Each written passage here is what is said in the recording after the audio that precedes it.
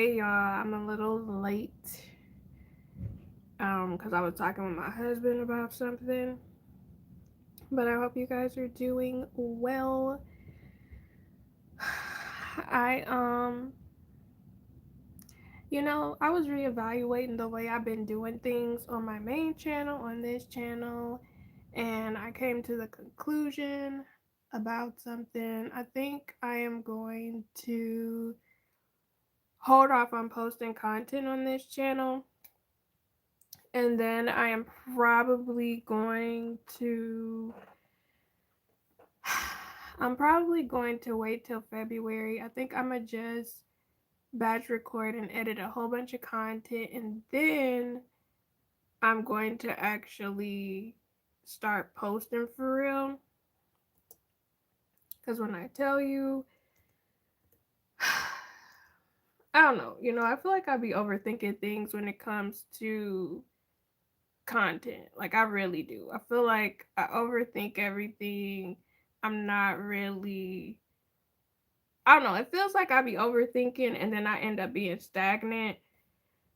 But this time I said what I was going to do is get ahead of things and plan ahead, edit ahead, schedule ahead, because that would make things so much easier for me and make things where it's like, okay, we're going to move in a way that makes more sense, where it's not overwhelming for me. Or at least that's the thought process, because man, I don't know. I really feel like I'll think about doing stuff, and then when the time comes up, I don't do enough. Mainly because the thought process, it just be very much overwhelming. Very much overwhelming. But yeah. So let me post this.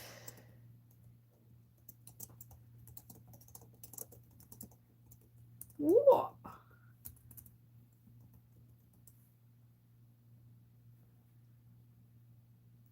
All right. And we're done. Now I really wonder what's going on with the way the live stream is set up, because I'm wondering if they actually are pushing out my, I guess, channel at this moment right now, because I don't really see anything getting pushed out right now. Who knows? Who freaking knows? But yeah, I do have a couple of topics that I'm gonna talk about tonight. But yeah, y'all, I really, you ever be in a spot where you just feel like you overthink too much? Because that's where I'm at tonight. That's really where I'm at, where I feel like I overthink too much about a lot of different things, and then it keeps me from doing anything. And I hate that for me. But the first topic is, what's something you enjoy but know you'll never be good at? Like, I know there are a couple of things that I enjoy. For example, I like music, but can I play an instrument? I cannot. I would love to. Well, I know how to play specific songs on the piano. Like, I can still play Chopsticks and I can still play Twinkle Twinkle Little Star. But I can't play any longer songs for real, because I feel like, I don't know, I just never put the effort into doing so. What's something else? I would love to be good at driving, because I cannot drive, but I would love to be good at that. It's just, I feel like when it comes to getting in the car, I I don't know, I just be so worried about everybody else. I completely get anxious, and I know it's one of those things where if you just hop in and you do it, it's like the more you do it, the more you get used to doing it. It's one of those things. Kind of like riding a bike. Don't judge me, but I don't know how to ride a bike for a multiple of reasons. Little backstory. I remember when I was a kid, I asked my mom for a bike. I want to say I was like 9. She got me the bike, proceeded to say she was going to teach me how to ride said bike. She tried once and then never again. And then my dad also, he attempted to teach me, but again, it was a one-time thing, and then it was very inconsistent. So, but hello, Charlie, how are you? But yeah, I don't know. I feel like there are multiple things that I would love to do, and multiple things I would like to be good at.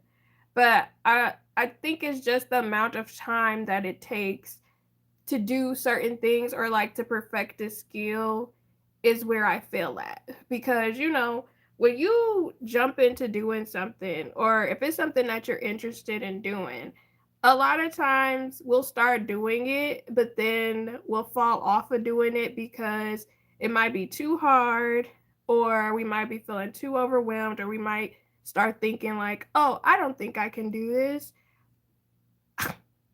And I don't know. I feel like the self-doubt be getting me is what it is. And that's something I have to work on. But what's something you enjoy but know you'll never be good at? Because again, I think the thing that, hey Rose, how are you? Good morning. But I think the thing, I would like to be good at crocheting or knitting something, because I feel like that's such a nice skill to have, especially if you know how to make sweaters and stuff like that. Because then I can make my own freaking clothes. Oh, sewing. I would love to be good at sewing. But it just costs so much money. It truly costs so much money to do any type of hobby, pretty much. I'm okay. I I ate some rather questionable pasta that I bought from Aldi. Like, it wasn't bad. It's probably partially my fault because I let it burn a little bit. But yeah, and for some reason, like, my teeth hurt a little bit, just a little bit, and I'm hoping I don't have a cavity. I think it might just be the cold weather, to be honest. Hey, Jasmine girl, how you doing? Painting can be hard. I feel like painting is definitely one of those skills where if you keep doing it, you can develop it. But even with me, like, it's also one of those skills where it's like you snooze it, you lose it. Because, for example, I used to be really good at drawing. I haven't drawn in a long time, like years. So I'm like, I don't think I would be good at drawing anymore because it's definitely one of those skills where you have to keep doing it. Otherwise, you can lose it. Yeah, sewing is hard. Like, the most I can do is I can, like, sew rips in pants or like dresses and stuff like that, or sew a button on something, but I can't really actually sew like a whole skirt. It was, I think it was like a spicy Cajun pasta, and it had sausage and chicken. The sausage was questionable to me. The chicken was okay, but yeah, I think I overcooked it a little bit. I'm doing okay. This cough came back. I'm sorry to hear that, girl. I don't know what's going on. Like, I really don't know it, with the way the weather is, because just like you, even with me, I don't know how I got sick back to back. I'm telling you, people need to put on their mask again. Like, if you are sick, put your mask back on. If you are not feeling well and you leave the house, put your mask back on. Don't be coughing all over people. People be bringing their kids to church sick. That too. And kids just be spreading germs so easily. Kids will just touch stuff, or they'll be coughing in their hands and then wiping stuff or touching anything and everything. Because, they children. But it's like, it would definitely help everybody if people put the mask back on. Because I don't know, the wintertime is always the time where I'm like, I need to mask up because, again, people don't have any type of sickness code etiquette at freaking all.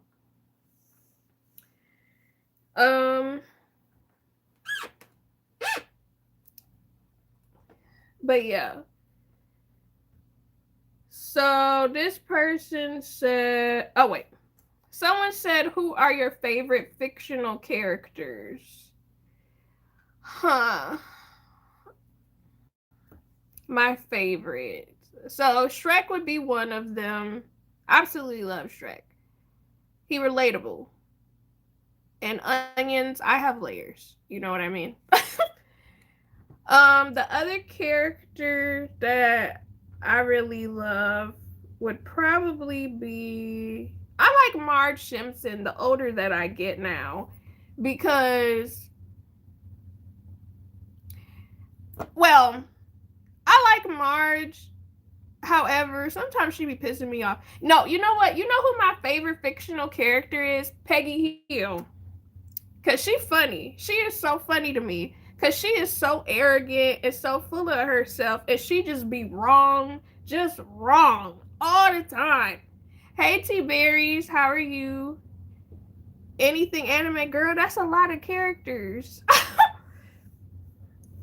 If I had to pick a favorite anime character, I don't know. It's a lot of them.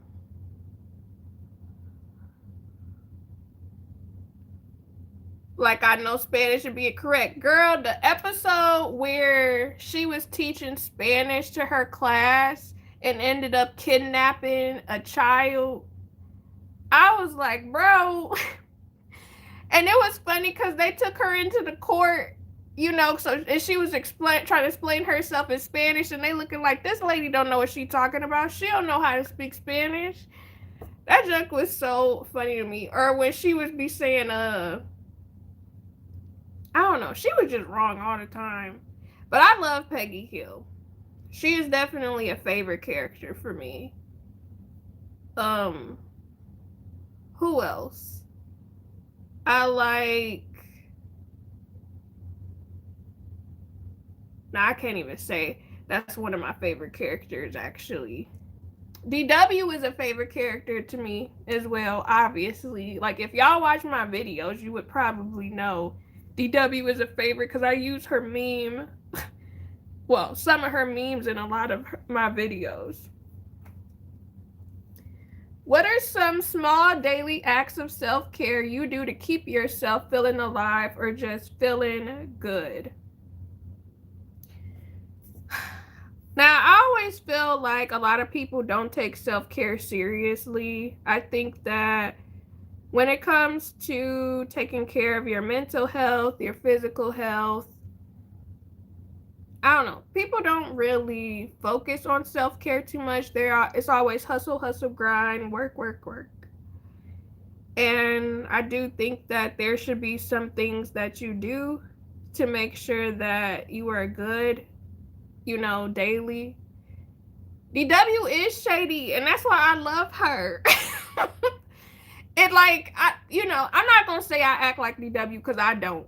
However, she be speaking some of what I be thinking sometimes, and it's just the little glances she makes that be getting me, where I'm just like, girl, same.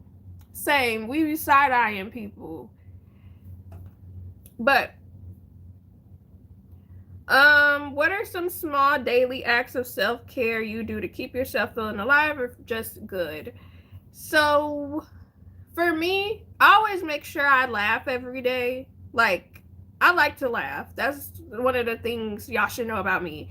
I love laughing. So, I normally will hop on TikTok just to laugh, or I watch a sitcom, or, I watch something funny. Because I don't know, something about that just makes me stay grounded. Just being able to laugh. I remember when I was a kid, another background story. But I remember when I was a kid, my grandma, she was mean, bro. Like, she just did not like to hear people laughing. And I always was laughing. And she would be like, why are you doing all that laughing? Stop all that. And I'd just be looking at her like, bro, why don't you laugh? The only thing she would really be laughing at is like when we would watch Cops. And she would just be cackling at the people running and getting chased. The criminals, if you will. Actually, was that real? Let's Google. Was Cops real? Because I thought that was like one of the first reality shows. Was Cops real? Yes, the show Cops was real. It had real police officers and real events, but it's heavily edited for drama, creating skewed, action-packed versions of policing that differ significantly from everyday reality, emphasizing crime, violence, and arrests more than actual police do. Well, and my grandma thought that was real. She died thinking it was real. But anyways, we would always watch that, and for whatever reason, she used to want to watch America's Most Wanted, which was absolutely terrifying to watch as a child. And you know, when I think about it, that's probably why she had anxiety so bad as much as she did. Because I would just be sitting there, and mind you, that's probably where my anxiety developed. Me watching freaking Cops, America's Most Wanted, and Dateline. Man, Dateline is why I don't trust people. I'm going to just tell y'all that right now. Like, Dateline, what was it? Was it Channel 4? Was it ABC or CBS? I can't remember.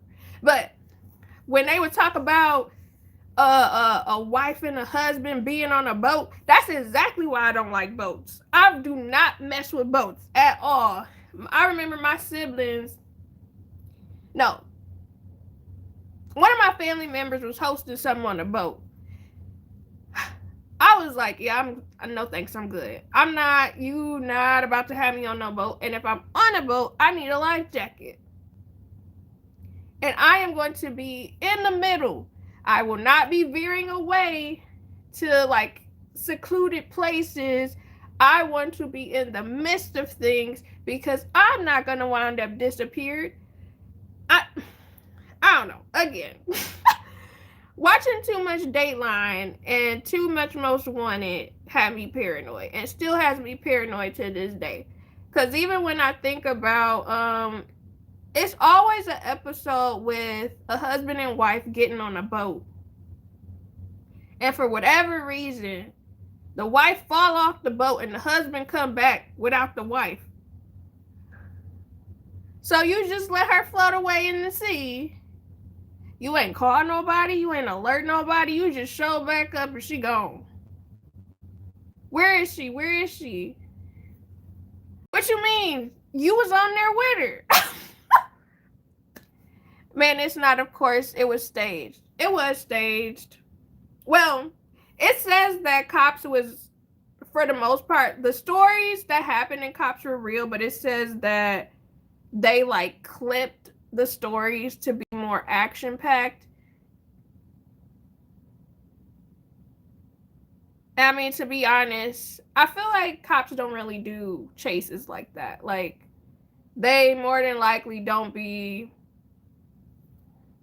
you know, hounding people the way that they do. I always wonder about their quotas, though. Like how those, like how many people they actually need to arrest. Because that was something I used to hear all the time where people would tell me, oh, they got to meet their quota. That's why they be pulling certain people over and stuff and be checking their IDs. I still say the strangest thing to me, because I never known them to do this, and maybe it was because I was older at the time, but I remember when I was dating this one guy years ago,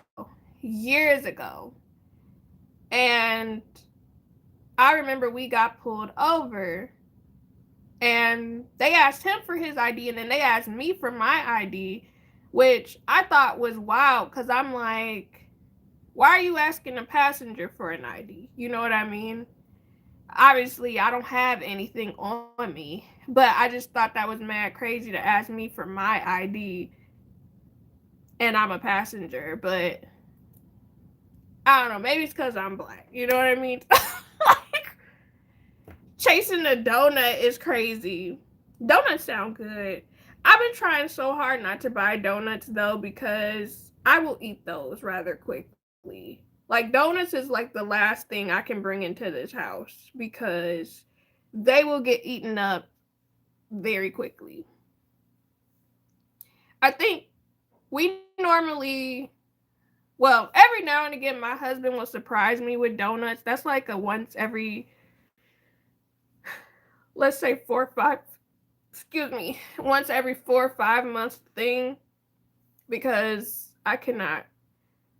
I think the last time I bought donuts was like a year ago, and I had bought donut holes, and then I bought these blueberry donuts, and they were so freaking good. Did they last long in this house? They did not. I literally ate those within 3 days, I think. Both of us. So we can't have donuts here. Pastries normally aren't ideal. Well, I don't like fruity pastries myself. Let me know, do y'all like fruity pastries or the custard donuts? Because I don't mess with those normally.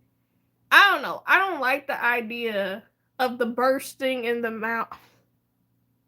Listen, I don't like I don't like the concept of the jelly donut, the custard donut, the fruit. I don't. Y'all could have all of that. You can have mine because I really don't like fruity donuts at freaking all. I really don't. I don't like fruity pastries. When they burst, you could take it. You because I I don't know. It's more of a texture thing for me. Like the combination of the, I don't know. It just reminds me of stuff that I don't want to think about. Listen, that's not my bag. That's not my cup of tea. That's. But if you give me just a donut that's glazed, I'd be okay. I know recently I had a chocolate covered chocolate donut, and that was actually so freaking good. Much better than just the chocolate covered plain donut. I would get some more of those. But when it comes to daily acts of self-care, I like to laugh. I normally will watch a cartoon or a sitcom in general to calm me.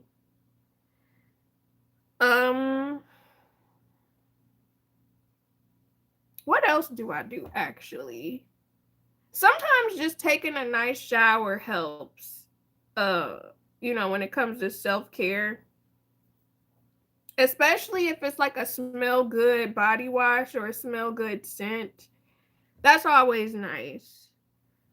Or cuddling my dog makes me feel better too if he lets me and he doesn't fight me. Cuz sometimes he just want to play all day. So, he likes to be cuddled, but then other times he's like, "All right, that's enough. Let's play." All right. So, if you became incredibly wealthy, what would you most want to do?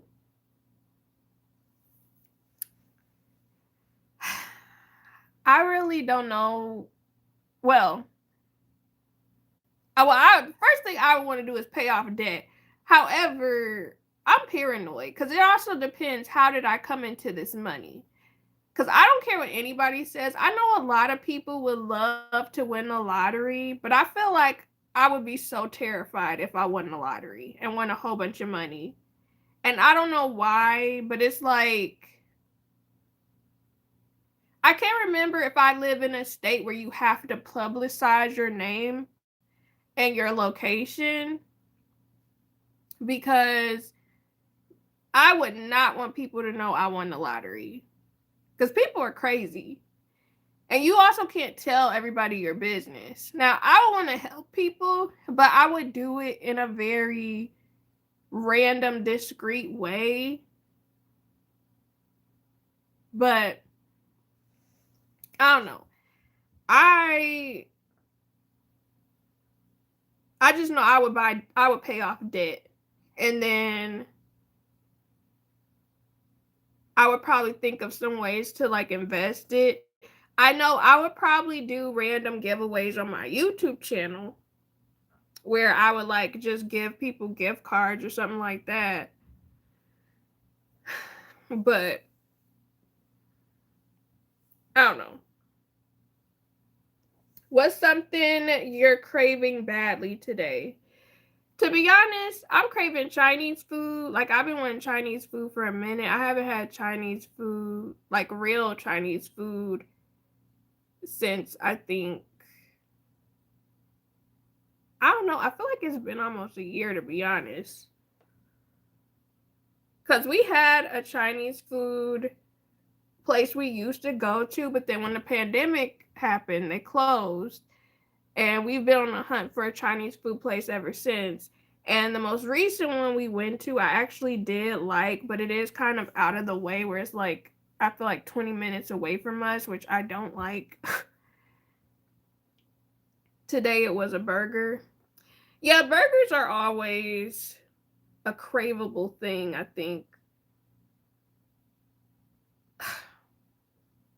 And okay, making homemade burgers is one thing, but it's something so different when it comes to buying a burger from an actual restaurant or buying a burger from an actual fast food place. Like, the experience is completely different. Even though I do like my homemade burgers or like barbecue burgers on the grill, buying one from the restaurant or the fast food place is completely different. The flavor is just so, it's so coveted. Like, I just be wanting it. I swear they gotta be putting something in it that be making us want to go back more and more. Where it's like, okay, I can make a burger at home, but it don't taste the same as the burgers that be at these restaurants. Like, what are y'all doing? What are you putting in it? It's gotta be something illegal because I don't understand. Oh yes, it be gas. It do tasted so good, man. And that's one of the reasons why I couldn't have money. Because I'm telling you, whenever I get paid, that's like the first thing I want to do. I want to get some fast food or some restaurant food. I want to order DoorDash. Now, normally I do have self control, but it's hard. It really is hard. Because I'll get off work and then I'll just be sitting there, especially if it's a payday. I really will be like, I know we got food at home. I know we do.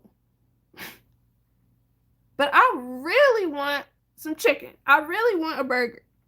I could go for some pizza. I don't know. That's the one thing when it comes to getting a regular paycheck now. I'm telling y'all. Cause, when I was making money doing the entrepreneur thing, it's like, yeah, I would treat myself to stuff, to food every now and then, but it's so different now that I get paid bi-weekly. Cause now it's like I be really looking forward to treating myself to a meal. And it's so funny because hello, nice to meet you. Hi, Stacy. How are you? Welcome. But because I know my husband, it's so funny because I'll get off work and he'll pick me up and I'll be like, hey, you want some food? And he'll look at me and he'll be like, I mean, I guess what you want. And I'll be like, yeah, I'm going to get us something, my treat. And he'll be like, oh, you treating me? It's so funny to me. Can I please be a mod? It's my dream to be your mod. So normally I don't hand out mods unless it's somebody that I've seen a multiple of times in my chat or on my videos who I actively interact with. I've never seen you before, so I normally don't allow mods to people that I don't really see regularly. But yeah. The other thing I'm craving is Qdoba burritos. Actually, we had Chipotle burritos a couple months back, and those were pretty good. You can only be a mod if you've been in here multiple times. Actually,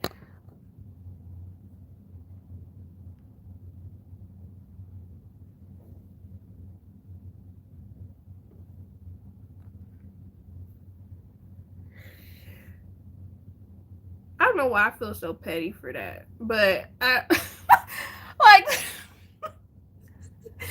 because I did it right when they asked. But I was like, yeah, you know what?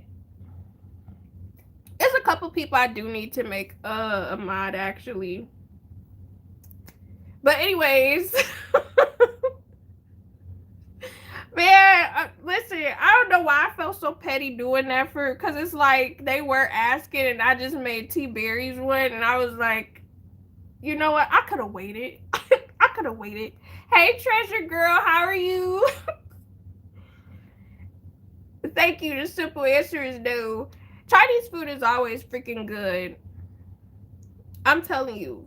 But I haven't had Chinese in a really long time. I really wish I had some. Maybe that'll be something we do in February. Also, no sugarcoating needed. Tell them no. Exactly. Girl, it be the power struggles for me. Because, man, it's always so interesting to me when people, you know, I just don't understand when people want to be mods and I've never seen them before. I really don't get it. Oh, it was just somebody who wanted to be a mod that I just met. but yeah. But all right, now I have the stories. Girl, I just be yapping, okay? I literally just be yapping. And it's so funny because okay, so don't judge me, right? But normally when I post my videos, I will play them on the TV from my other, I guess, email YouTube account. To get the watch hours up, you know what I mean? So I'll just be turning on the TV like it's my own little TV show. However, it's so embarrassing, especially like when my husband walks in the room because he'll hear me talking and he'll just be like, you just be yapping, don't you? Just be rambling about nothing. And I'm like, I really do. I don't be talking about nothing serious. Nothing serious. And he was like recently, I like that you could just talk. And actually, I talked about that in a video. I'm not gonna talk about it on a live. But anyways, oh, we all do that. I turn it off when other people walk in. I used to do that, but now I just be like, whatever. Cause he's walked in on me many a times when I've been recording. And it's always so awkward because I'll be in the middle of talking and then like he'll walk in and he'll just be, I need something to demonstrate. Let me see. Okay. So picture him open the door, like he crack open the door and all I see is him doing this. And I'm like, what are you doing, bro? And he'll just be like, oh, I was just seeing what you was doing. The grocery store story time was hilarious. Bro, that junk pissed me off. Again, people need to wear masks. That's all I'm saying. Partners love doing call outs and do. But it's okay. It's okay because even though he act like he know me, because he do know me, I just don't want to admit that he know me for real. I really don't. But anyways, I do have some relationship topics though. Like the topics I was talking about before was kind of like icebreaker topics. But yeah. All right. So let's get into the juicy stuff.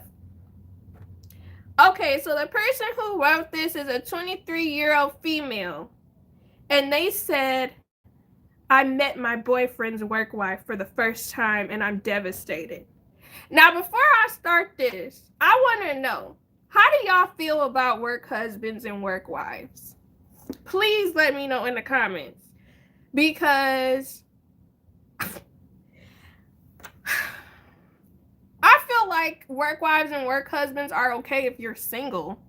But if you're actually dating somebody for real, I feel like that junk is inappropriate. Extremely inappropriate. But okay. So it says, I, 23-year-old female, met my boyfriend, who is 25 years old, work wife for the first time, and I'm devastated. It says, I have been with my boyfriend for 5 years now, and he's been at his current job for a few years. We will call him Jake. I've never met any of his coworkers until last night, but there's one in particular who we will call Amy. Okay, so she been with Jake for 5 years, and she peeped something going on with a coworker named Amy. I think it's weird if you have a boo. Exactly. Because I'm going to tell y'all right now, that junk would absolutely piss me off. Like, I'm trying to think, have I ever dated somebody and known them to have a work wife? I don't think so. Wait, I was taking my glasses off and couldn't hear you. What you say? That's so relatable. I don't know what it is, but it's like when you doing that and doing something else at the same time. So it says the person is a 23-year-old female. I met my boyfriend's, who's 25, work wife for the first time, and I'm devastated.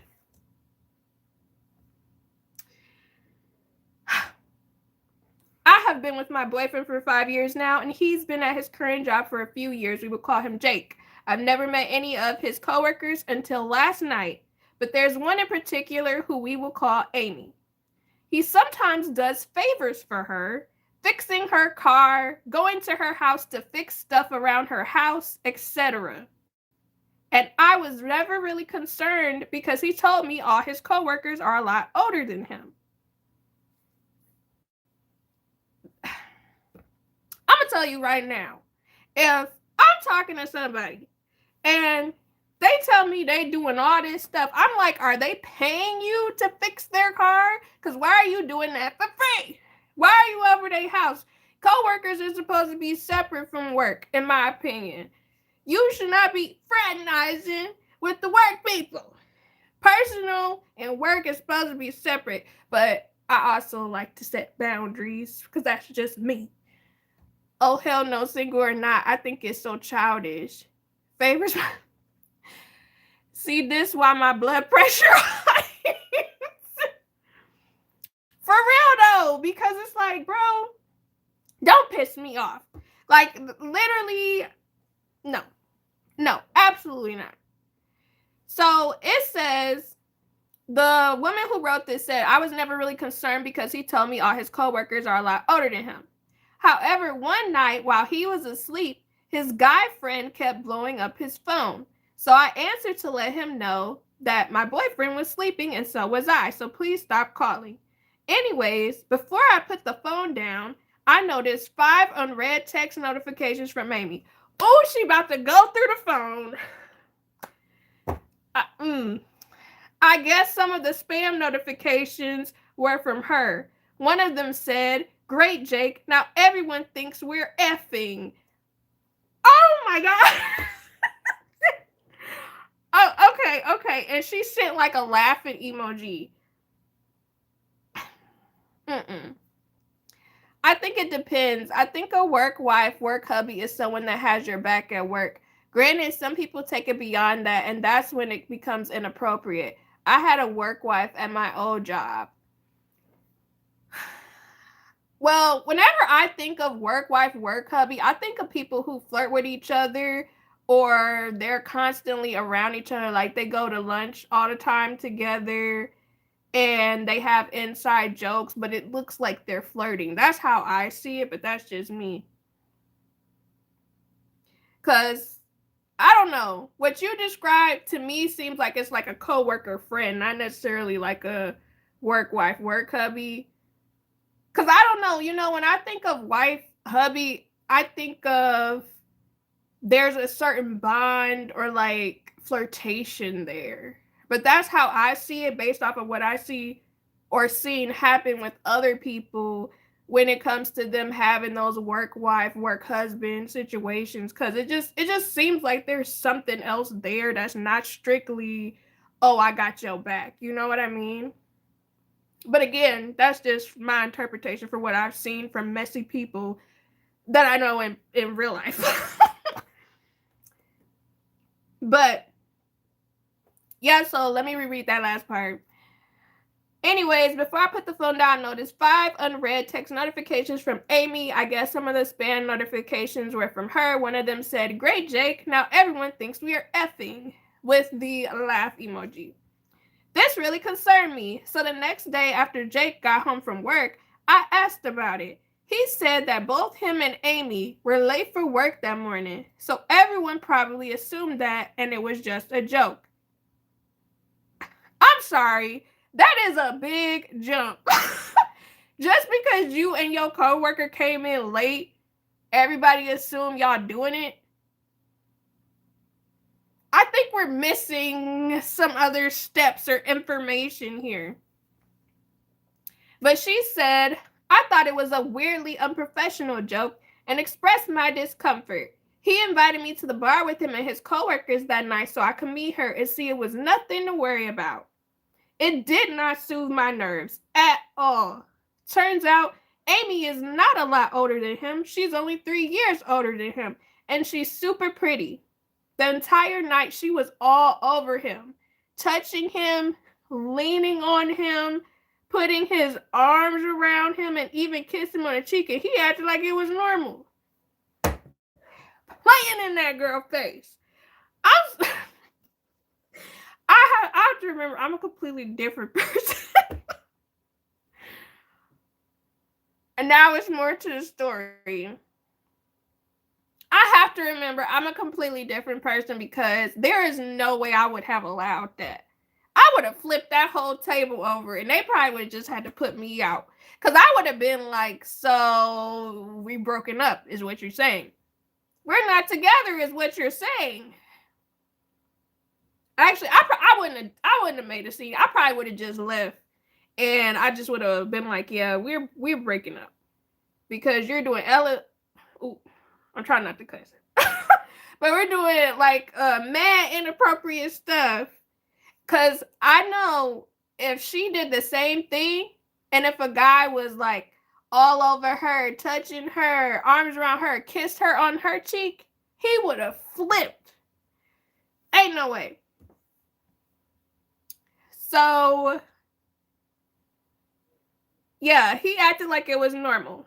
They were constantly teasing each other in that middle schooler who doesn't know how to properly flirt yet kind of way. She told me all about how she loves him like a brother. Don't piss me off. Don't piss me off. And that she got the next morning off work because she sent a coworker nudes to get him to cover for her. You know what?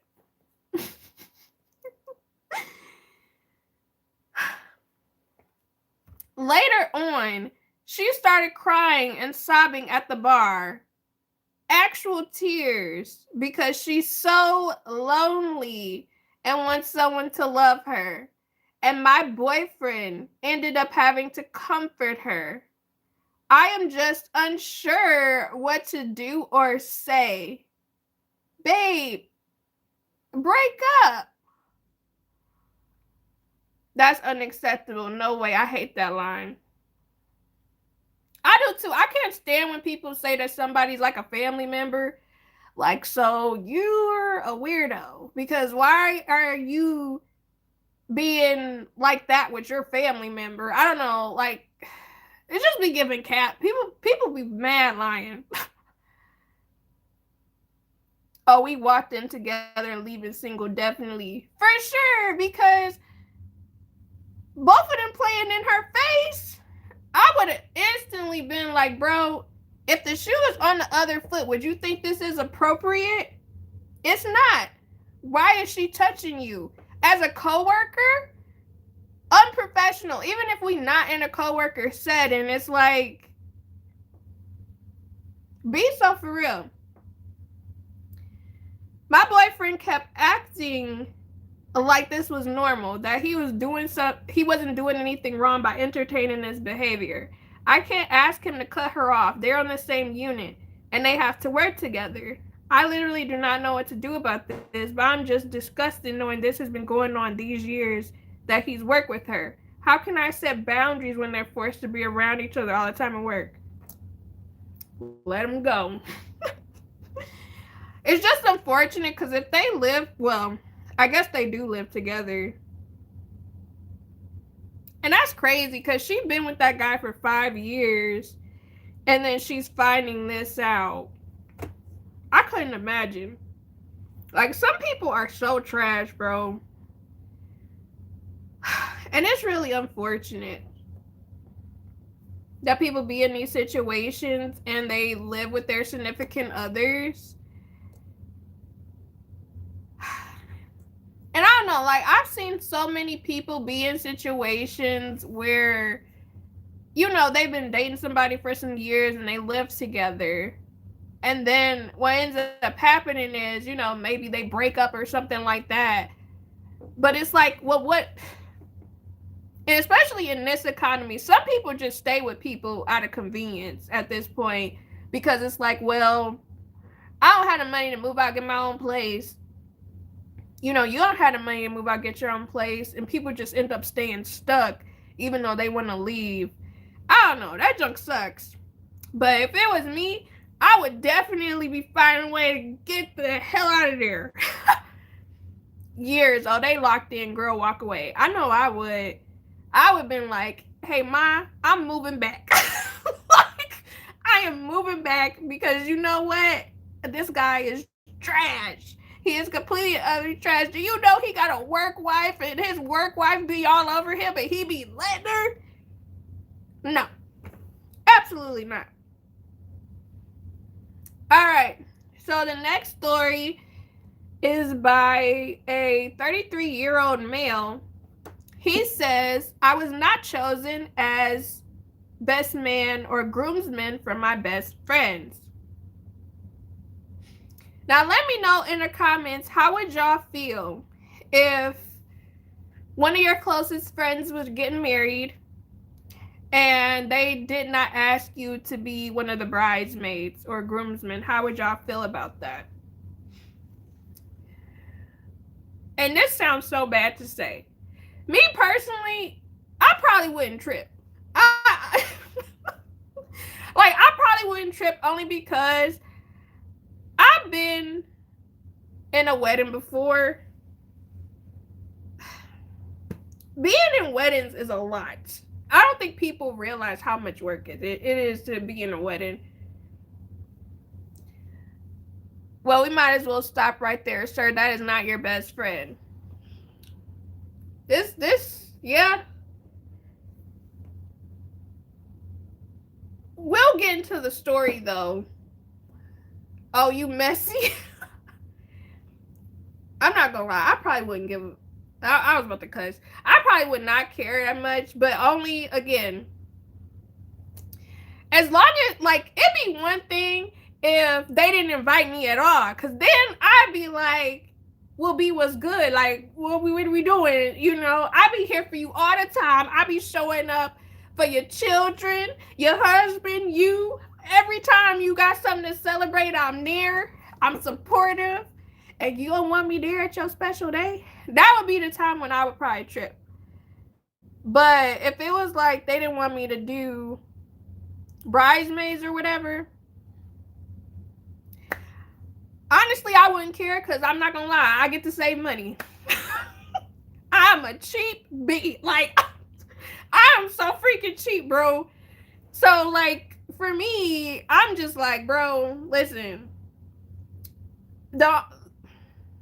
Well, I would probably be mad depending on which friend it was. To be honest. It just really depends on which friend it was. I'd be tripping if it was a best friend, but if it was a friend, I'd understand.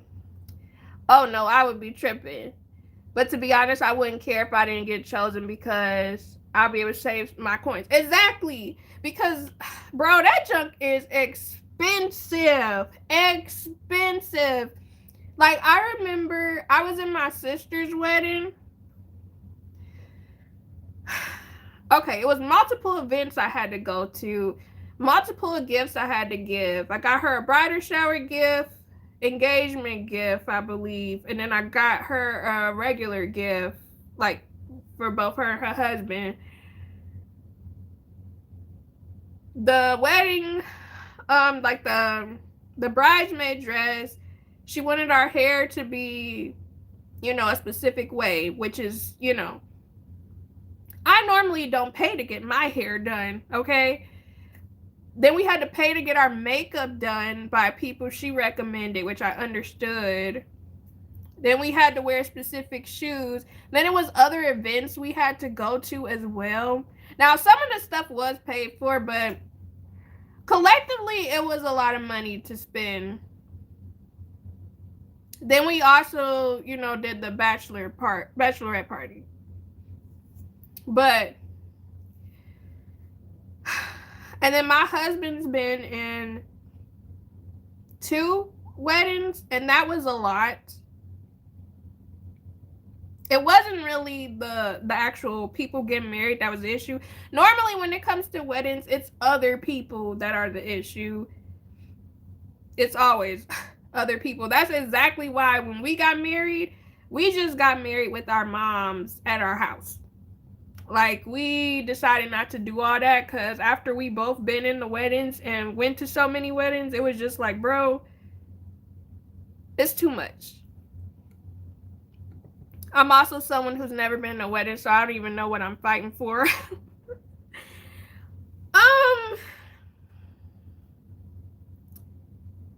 Being in a wedding, the end result is fine. Like, the end result of everything, when everything comes together, amazing. But when you are leading up to it, it's not even the bride and the groom that's the problem most of the time. At least from my experience. It's normally other people. Like, whoever else that's going to be a part of the situation. Because sometimes there are people that make the situation about them that cause chaos. That's normally the main thing. Or like other unwanted or unwarranted opinions. It's just a lot. And I saw the stress of every couple. And again, the actual end result of the wedding, like where the ceremony is and everything, completely beautiful. Seeing the people get married, cried every time. The reception, amazing. The food, delicious. But the planning and leading up to it, my gosh. People really show who they are when it comes to weddings. It's actually very crazy to see how people are and how people make stuff about them when it's not even about them. Like, I didn't get invited to the wedding, I'd be kind of annoyed. Yeah, if I didn't get invited, hella annoyed. Especially if I'm your road dog, I'm your friend for real, for real. Where are you playing at? Because you playing in my face. Hey, Grimy, how are you? Yeah, it is a lot of gifts. To be honest, I need to start. That's what I need to do. I need to start buying gifts ahead of time because I feel like it's going to be somebody that's either going to get married or get pregnant soon. I feel like one of my friends going to drop the ball in the next 2-3 years and they going to tell me, oh, I'm getting married or, oh, I'm getting a baby. And when I tell you, I need to just start buying gifts now. I really do because I truly feel like somebody is either going to get married or have a baby in the next 2 years or get pregnant in the next 2 years. Right? Like the one lady that wears white to someone else's wedding. Exactly. It's stuff like that where it's like, you really went out of your way to be an ass. You really went out of your way because why would you do something like that? for your daughter. But anyways, I'm gonna be right back because I need to get a tissue and blow my freaking nose. Actually, how do I do the thing where I turn the screen off? Let's see.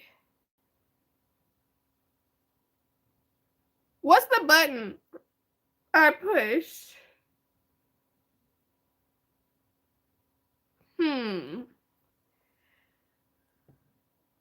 On the little camera. Oh, that's light me up.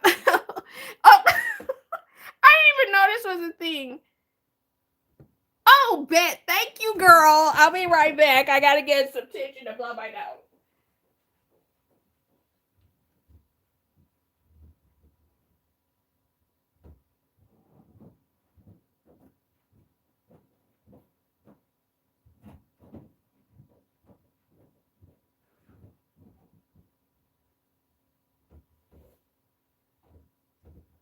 Oh, I'm so tired of these spiders. My gosh.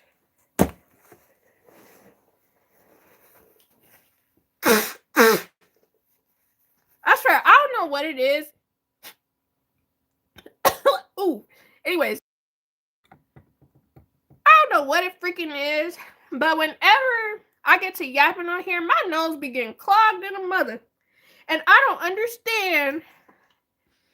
I might need a dust down here. I truly might need a dust down here. Okay. Anyways. One more time. Hold on. Okay, I'm back. All right. So it says, okay, the person who said this was a 33-year-old male. And he said, I was not chosen as best man, groomsman for my best friends. And the best friend is 32-year-old male. It says, so my closest friend's wedding is this year. And I've been informed by another friend that I'm not chosen as a best man or groomsman. And it has put a damp on the entire thing. How unfortunate. I'm reaching that 10 p.m. mark. Y'all know I can't hang. I hope y'all had a good night. This was fun. Thank you, girl, for stopping by. I appreciate you. I know how it is when it get late. You gotta lay that head down. I appreciate you, dude.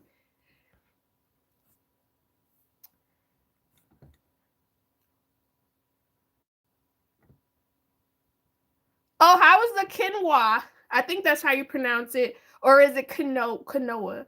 Quinoa. I don't know. Tell us how it was, because that's something I want to try. Look like you just took a line of yayo. I'm going to need you to not piss me off. Like, please, Grimy. We know I do not partake in those endeavors. I am strictly a sober gal. Tissue, okay? Anywho, as I was saying, and is. Anyways, so it says, my friend and I have known each other for 10 plus years. I was there when he proposed to his partner. I've been there through thick and thin, and he has been there for me. A couple of days ago, I was thinking about his bachelor party and started a chat group with a few close friends of his and I. Then I got a call from a mutual close friend telling me that he and two others already started planning due to the fact that they were chosen to be his best men, and he asked if I was. My heart dropped as I said no, and his reaction was a surprised, oh. The 3 people chosen are his 3 eldest friends. I get that, but if you chose 3 people, why not 4? Am I at least owed an explanation? They don't even live in the same city as he and I do and haven't done so for many years. We've talked daily for all these years, either in person, by phone, or mostly by messages. I'm beginning to realize that I'm just another friend to him, and it hurts. I feel like I've totally misjudged how close we actually are. I don't want to make his wedding about me, but I'm struggling with feelings of rejection and self doubt. How do I process these feelings in a healthy way?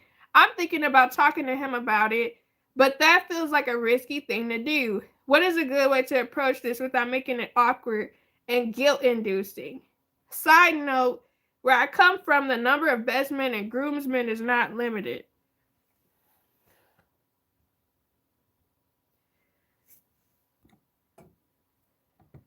Trifling.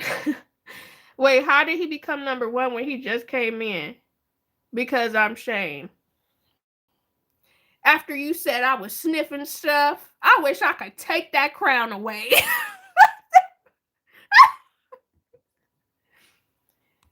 The quinoa wasn't the best, but I ate it.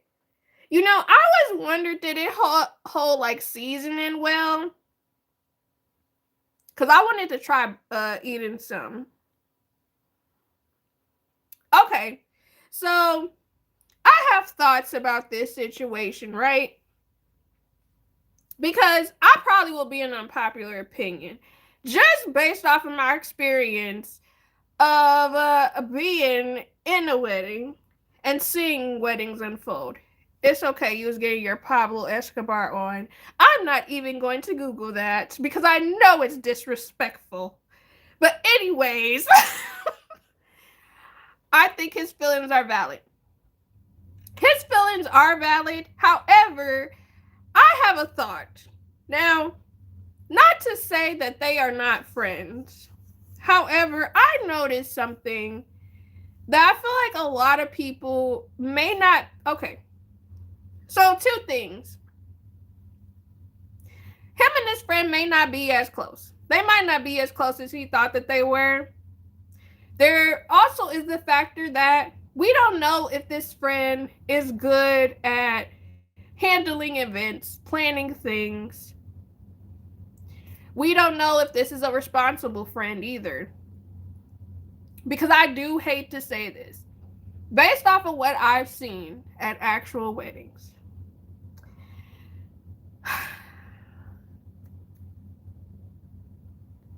even if somebody is your friend, that does not mean that they need to be a groomsman or a bridesmaid, especially if they are not responsible.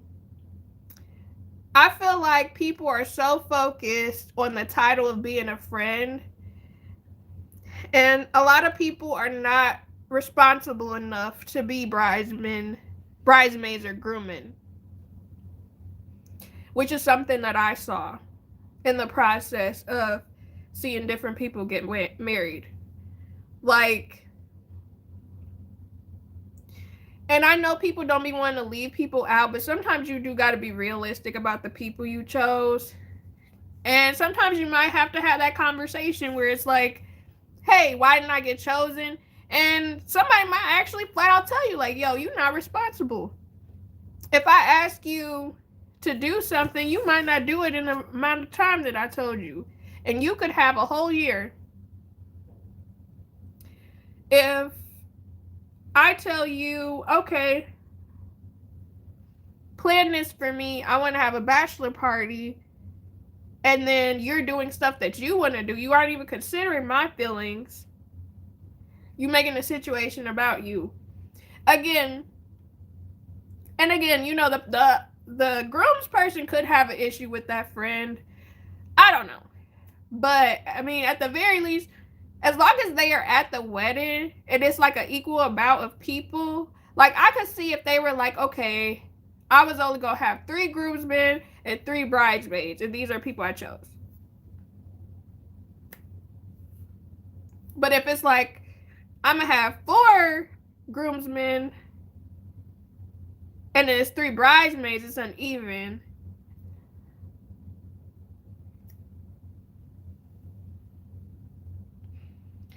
In the weddings you have been in, have you heard of the maid of honor paying for the bachelorette party? Yes, I have. However, it just really depends because sometimes the bridal party will pull money together and do it themselves, or sometimes the bride will do it herself. Where she'll pay for her own bachelorette party. But a lot of times, whoever the maid of honor and um whoever the maid of honor and the best man is normally do pay from what I've seen. But normally people pull their money together that are in the bridal party. So it's not all on that one person. But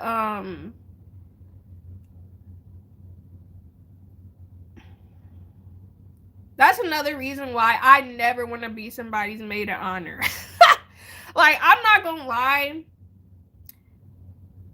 I would actually probably tell one of my friends no. I'm not about to be in that position. And I would break down like, bro, I don't have the money to do it. I'll be your bridesmaid. But if you telling me to be the maid of honor, that's a lot of a responsibility. Like, that's a big responsibility to be the maid of honor. And it's giving group project. Okay, because it's like I could love my friends down all day, but if I have to deal with your family and your family are not doing what they're supposed to do when it comes to your day, people are being selfish. I'm trying to navigate, get all these people together. The fact that stuff is freaking expensive. You potentially want me to help you throw the bachelorette party, the bridal shower, potential engagement party if you have one. Then I also have to do my regular duties of the wedding. I'm telling y'all, weddings are a lot for no freaking reason, in my opinion. But again, I am a very low maintenance gal. Okay. And if you want to have a wedding, there's nothing wrong with that. But I just feel like people don't think about all the different factors that come with it. And I think that sometimes people can be self-absorbed when it comes to weddings as well, where it's like, for example, I appreciate my sister because she was very considerate about a lot of stuff, which she didn't have to be. Like, she was considerate about cost of a lot of different things. She even paid for some stuff herself. Like, but not everybody is like that. Did you let your husband have a bachelor party? I said he could have one and he didn't want to. Like, I told him, you know, if you want to do something, you can, but he didn't want to. Now, I did have a bachelorette. However, my bachelorette party was basically just me hanging out with my two sisters, and they bought me tickets to go see Missy Elliott, Sierra, and Timbaland, and then we went out to eat afterwards. My husband didn't do anything. I told him he could, but he didn't want to. And I didn't trust any of his friends to do anything either, because particular friends, I would have been like, no, because you're probably going to have a stripper or something. And I was like, yeah, no. Hey, Ariana girl, welcome. But yeah, like, I would have been okay if he had one, but again, he didn't want to. But I don't know. I just think it's a lot of things people don't consider when you become a part of a bridal party. Again, people don't think about the cost. People don't think about navigating other people when you are maid of honor or when you are a groomsman. Will you go to a strip club together with your hubby? I would. I definitely would. I've always wanted to go to one. Specifically because in Michigan, well, Detroit, at certain strip clubs, the food is really good. And I would be okay watching the girlies. I'm not gonna lie, I would probably want to dance myself. Which is probably one of the reasons why we haven't gone, because I'm not gonna lie, if they would let me, I would get up there. I wouldn't take nothing off, but I would definitely just, you know, I think it would be a great time. But I don't know, maybe that'll be something we do in the near future. Because I've always wanted to go to a strip club. I've always wanted to go to one. Female. I've never wanted to see the male dancers. I don't know. I'm not really that interested in seeing male dancers.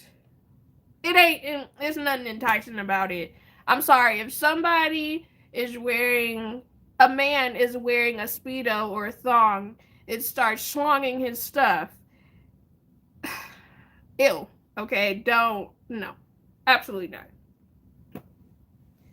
That's a dope relation to be able to go to a place like that with your significant other. Yeah, I mean, I don't know, because, for example, my husband,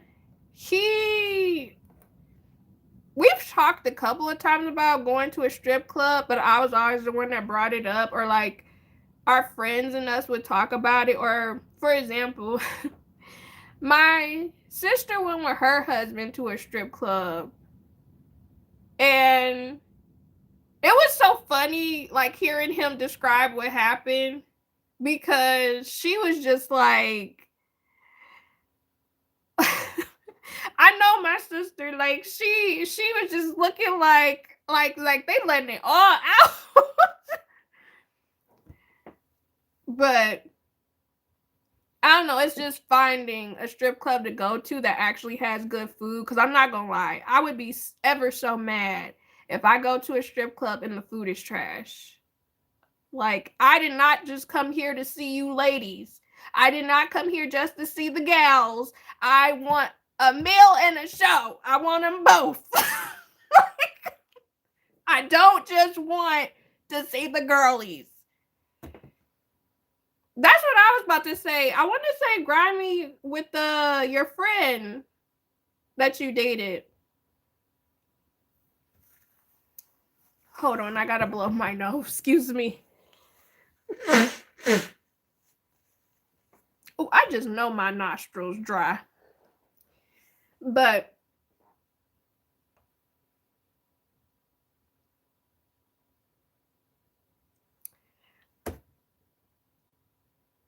I think that's Grace. Hey, Grace. I'm doing okay. How are you? I had to remember what your other channel name was.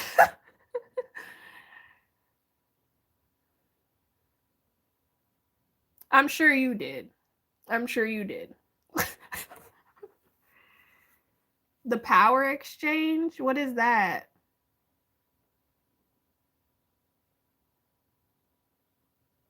How you doing, girl? What is the power exchange?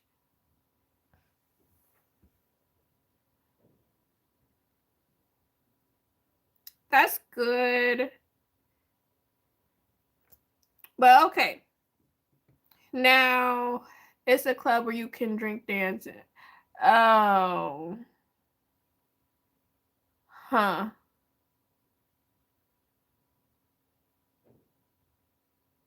Okay, we love to see a video edit. Not a swingers club. I'm not gonna lie, that's what it kind of sounds like.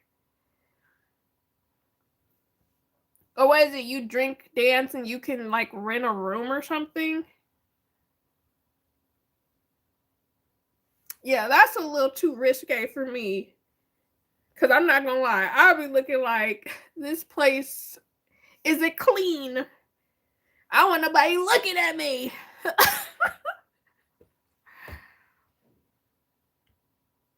But yeah. Okay, now we have another topic.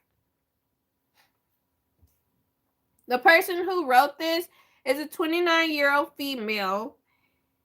And we're just talking about different stuff. So this topic right now is, I'm a 29-year-old female.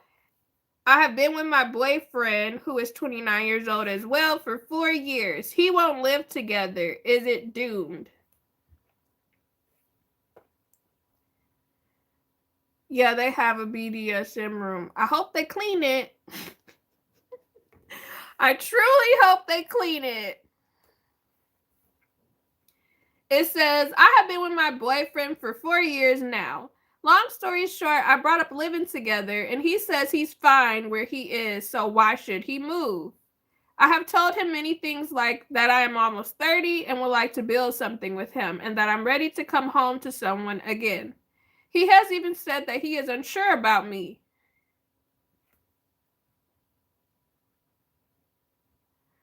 When I asked for details, because I was surprised by this information, he says that he is unsure if I am the person he will marry. It seems like he is coming up with excuses, even though he assures me he is not. It has been a back and forth for weeks. It's been 4 years. Shouldn't he be ready to move in together by now?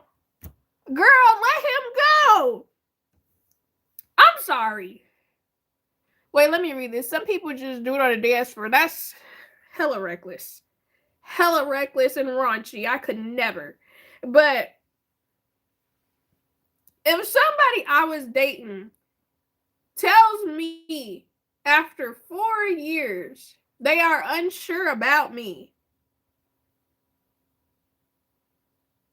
unsure if they want to be with me, I'm not gonna lie, that's a breakup. Because 4 years, you should know if you want to be with somebody in 4 years.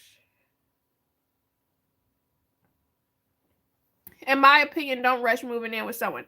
I agree with that. However, it's one thing if he's like, I'm not ready. It's another thing for him to be like, he unsure if he even want to be with her long term. Because to me, I'm like, well, if you don't know if I'm the person you want to be with, to me, that makes me feel like you settling and you waiting for somebody else to come along. Hell no, she got to move on. Like 4 years, not that long to move in. I mean, marriage is a lifelong commitment. Okay, so this is my thing. It's one thing if she want to have kids, I could understand her being like, we've been together for 4 years, you don't want to move in.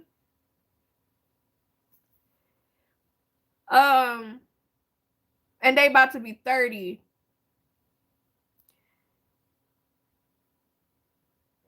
He waiting for his real wife. That's what I think. Because if somebody probably is, she seemed pushy. Okay. So, all right. So this is my thing, right? Now, I know a lot of people normally have deadlines when it comes to relationships, specifically women. You know, not every woman, but a lot of women have deadlines where they are like, okay, I want to get married in engaged in 3 years, or they're on a timeline to have kids, or they're on a timeline for their wedding or whatever, what have you. Specifically, that's a lie. I used to be on a timeline, and then when I got with my husband when we were dating and I was actually enjoying myself, the timeline kind of went out the window for me. I didn't care because I'm like, I actually enjoy being with him. He enjoyed being with me. It seems easy to be with him. Ain't no problem. However, I didn't want kids either. I feel like if you want kids too, that affects whether that timeline is moved up and whether it's more rushed. You know what I mean? But in this instance, I'm like, bro, if a girl is like, hey, 4 years, that's almost half a decade, let's move in together. And again, if he said, hey, I'm not ready to move in, understandable. We'll take our time. But you telling me I'm unsure if you the person I'ma marry? Oh, insult. You don't want me. That's how I would take that, because I'm like, what does that mean? What do you mean you're unsure if you want to marry me? It's been 4 years, almost half a decade. What are we doing? Because in my opinion, if you've been with somebody that long, at the very least, you would think, oh, I like being with this person. you know, they have certain characteristics of what I see in a wife or qualities I see in a husband, I'm gonna want to be with them. But saying that out his mouth is crazy. Cause I don't know, like I don't know. I don't like the concept of somebody saying they don't know if they want to marry you. Cause to me, again, it just makes it seem like they wasting your time at that point. It's all about having patience of waiting to move in because you can't let any guy move into your place. I agree with that as well. Because you do got to be careful about who you live with, who you stay with. I would say be careful with that. If he ain't ready, then find somebody. Exactly. Because me personally, I would just be like, oh, well, if you don't think that I'm your person, we probably shouldn't continue talking with each other. But again, it's like, are you actually saying that and you mean that, or are you just afraid to move in with me? Because that's a completely different story. Because even when I don't know. To me, I feel like 4 years is enough time to figure out if you would want to live with somebody, though. But it also depends how old you are. Like, because I do think that you should date somebody for a while, get in a relationship for a while, and then move in with them for a year or two, and then you'll figure out if that's the person you want to be with long-term wise and get married. Because I don't care what anyone says. I've said it many a times.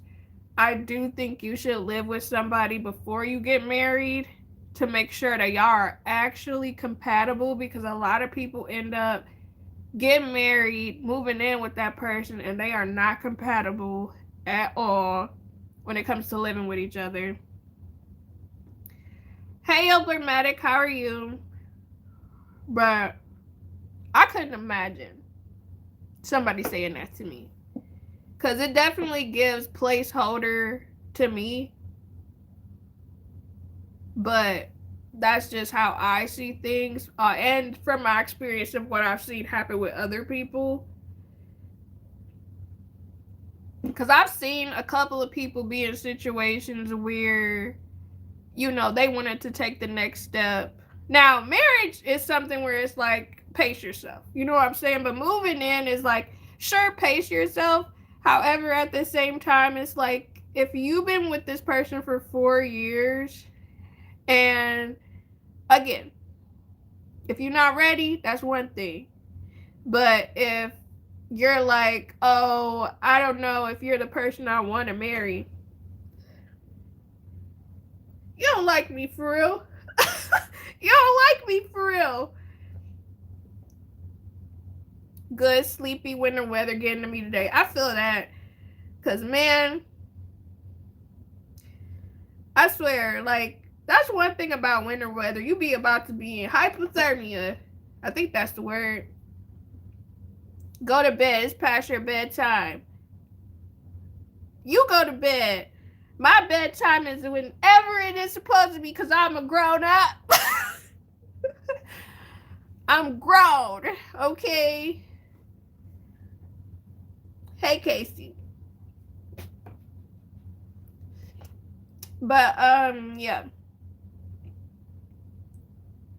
Alright, I'm about to hop into the next topic, but I gotta blow my nose again really quickly.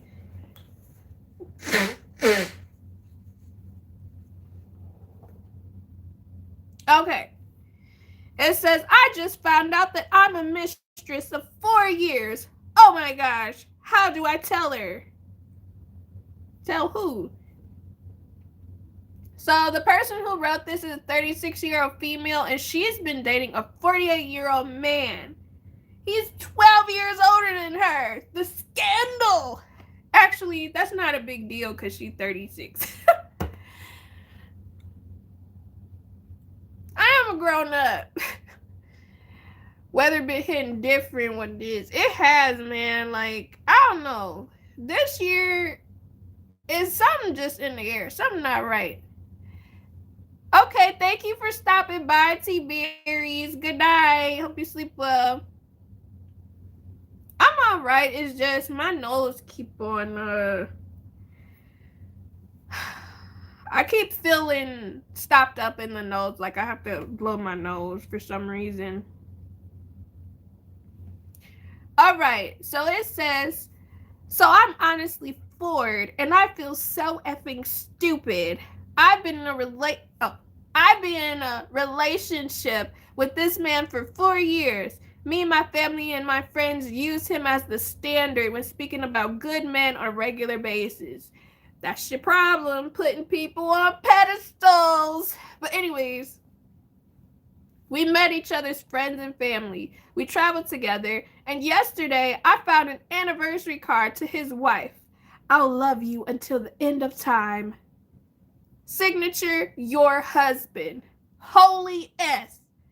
I've been snooping since then to figure out who the F I've wrapped my life around for the last 4 years, and I don't understand the concept of a long distance marriage, but that's what seems to be the case. There's so much, and I'm unsure how to process it to proceed.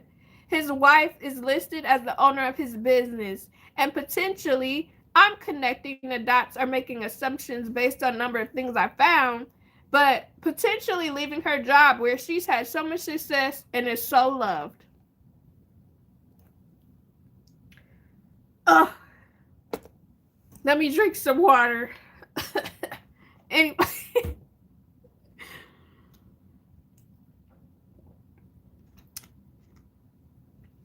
Superficial version who she wants him to be. Right. Long distance marriage pause. So I assume that what's happening is this woman is dating this guy. She's the mistress. And I'm assuming the guy lives out of town. And he does work out of town. So the wife is back home somewhere. And I'm assuming it's like that. That's how it's long distance marriage. Bruh, that's crazy. So it says, I'm so uncomfortable with the idea of initiating communication with her, but she deserves to know because she could be burning her life to a ground for a man who didn't just cheat in a physical sense, but carried on an entire relationship. She deserves so much better, but I'm so nervous that she'll feel anger towards me. I know I have to do it anyway, and if she's mad, she's mad. I don't know how I'd react. Getting your heart broken is so hard. I just know I won't be able to start thinking about if she's okay if I don't tell her. So I guess I'm hoping. I'm annoyed reading this. I'm going to explain to y'all why, but let me blow my nose one more time.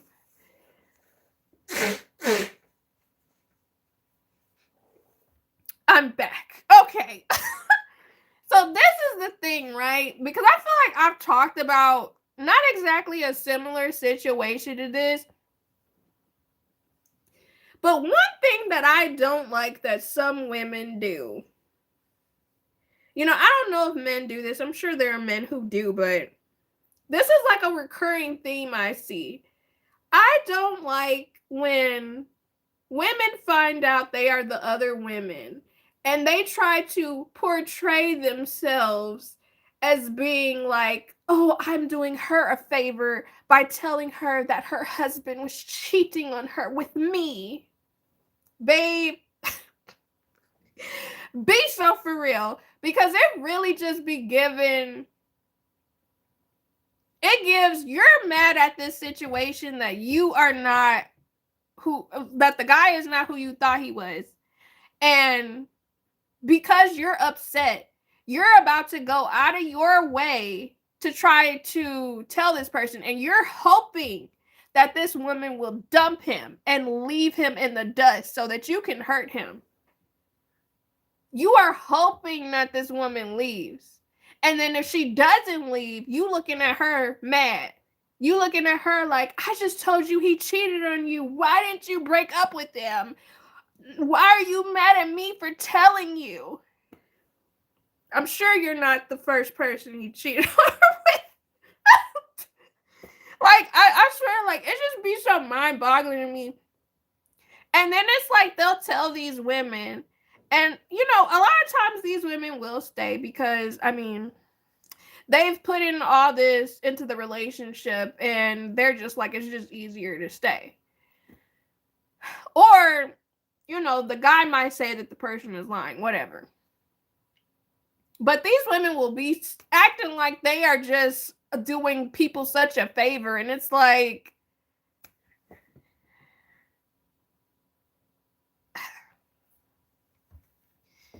people should just be honest and say they want to tell the wives so that they will leave them. And you are not doing these women any favors because you are rocking their whole world. You are basically, let's say these women don't know. And don't get me wrong, you know, I'm sure people will want to know. But a lot of times, some of these women don't even be wanting to know this information. They like, whatever, you know, if he cheating, or they probably know they cheating. I mean, it's a long distance marriage. But it's like, they really be acting like they doing a good deed, bro. And that just be kind of sending me. Like, I just really be sitting here like,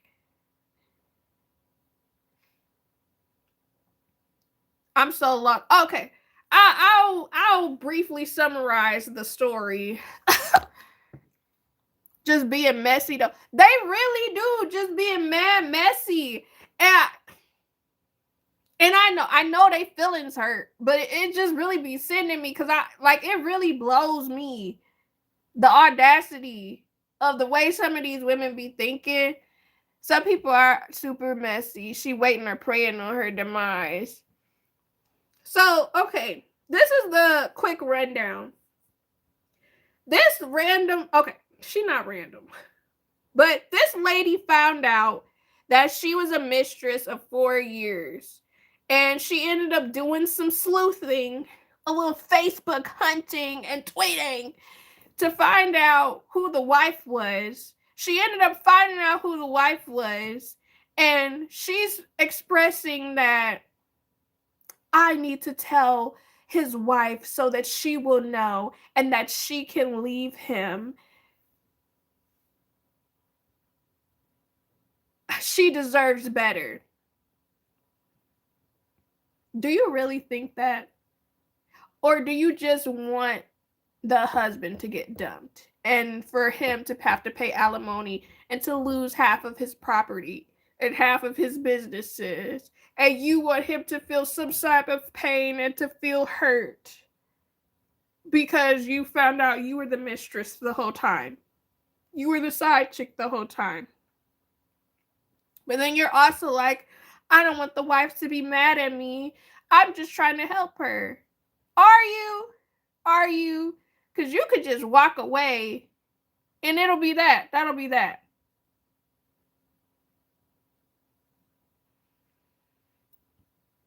They tried it. And again, it's nothing to say that the man didn't do something wrong because he definitely is a whore. But at the same time, it's like, bro, he gonna do it again with somebody else more than likely. But I just don't understand, you know, because sometimes I be wondering about some of these people because I'm sure there have been situations, unfortunately, where people have found out they were mistresses. And then after they found out they were mistresses, they told these wives. And maybe these wives couldn't took it, had a heart attack and died because they told them that they were their mistress. I'm the other woman. I'm contacting you to tell you that your husband's been dating me for 4 years. Really? Really now? And what am I supposed to do with that information? Because that's not really helping me. Sure, you're making me aware, but that does not really help me. However, again, and it also depends because if she make more money than him too, it also she could be cheating on him. They got a long distance marriage. I don't know. It's just so much stuff where I'm like, I'm trying to think, was I ever the other woman? Not that I know of. But I would have never wanted to tell the person. I would have just been like, oh, okay, I guess I'm the side chick. It is what it is. I guess I won't talk to them no more. But I wouldn't want to go out of my way to contact them because I'm not going to have somebody's crazy wife come and try to beat me up with their husbands being a thought in the streets. Because that's normally what happens. They'll be looking at you like you're the problem, and it's like, hey, I didn't know he was rigged up. When I met him, the ring was gone. But anyways, she's trying to make him the villain in her story. I mean, he is a villain. He is a villain, but I just don't like when women act like they're helping the wife or the real girlfriend and they're not. It's like they try to make it seem like they're doing some good. They're not, for real. I bet you he already established she was the side chick. Probably. He probably did. The other thing, too, is some of these women, too, they be acting like this, but they secretly be hoping that the guy will leave their wife for them, too. That's the other thing. And then when stuff doesn't go their way, they'll get really mad about it. They're like, no, I have to try to break them up. Because at the very least, if he's not going to be with me, then he has to get broken up with. But they don't be wanting to admit that. Even though I've seen that happen with a lot of people where they change the tune, where they'll look at the guy and they'll be like, yeah, I found out you're married. You're going to choose me over your wife? What sense does that make? I mean, some guys do it. But it's like, what sense does that make? And then when he doesn't, oh, I'm going to tell your wife. You need to divorce her. You need to say that you don't want to be with her no more. Oh, you're not going to do that? Fine. Then I'm going to tell her what's been going on between you and me for 4 years. Messy.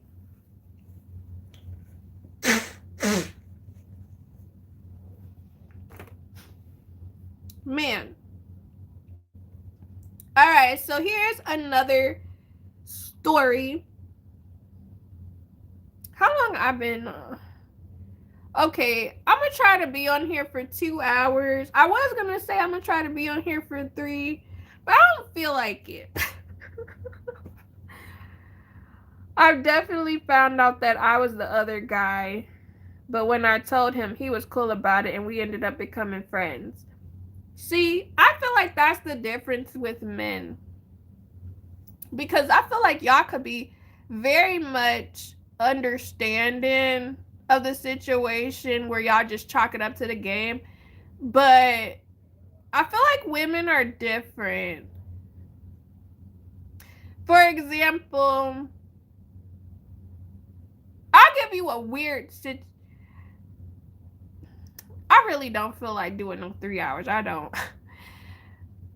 Not y'all clowned her. I mean, it makes sense.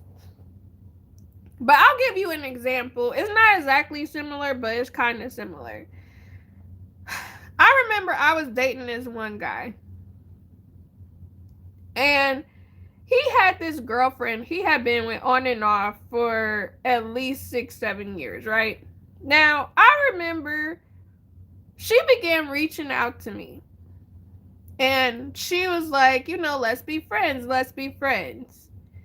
And she allegedly, she wanted to be my friend or whatever. But I thought it was very weird because I'm like, why do you want to be friends with somebody that your ex is talking to?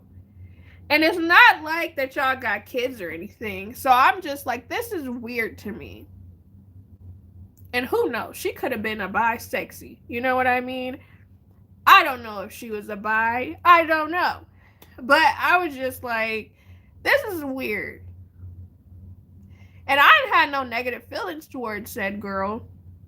Normally, and that's something I kind of want to talk about. Okay, so maybe it's just me, but I think it's so strange when, for example, I have had exes where I would be cool, you know, like we would break up and everything, and then we would become cool later, and it's like, okay, whatever.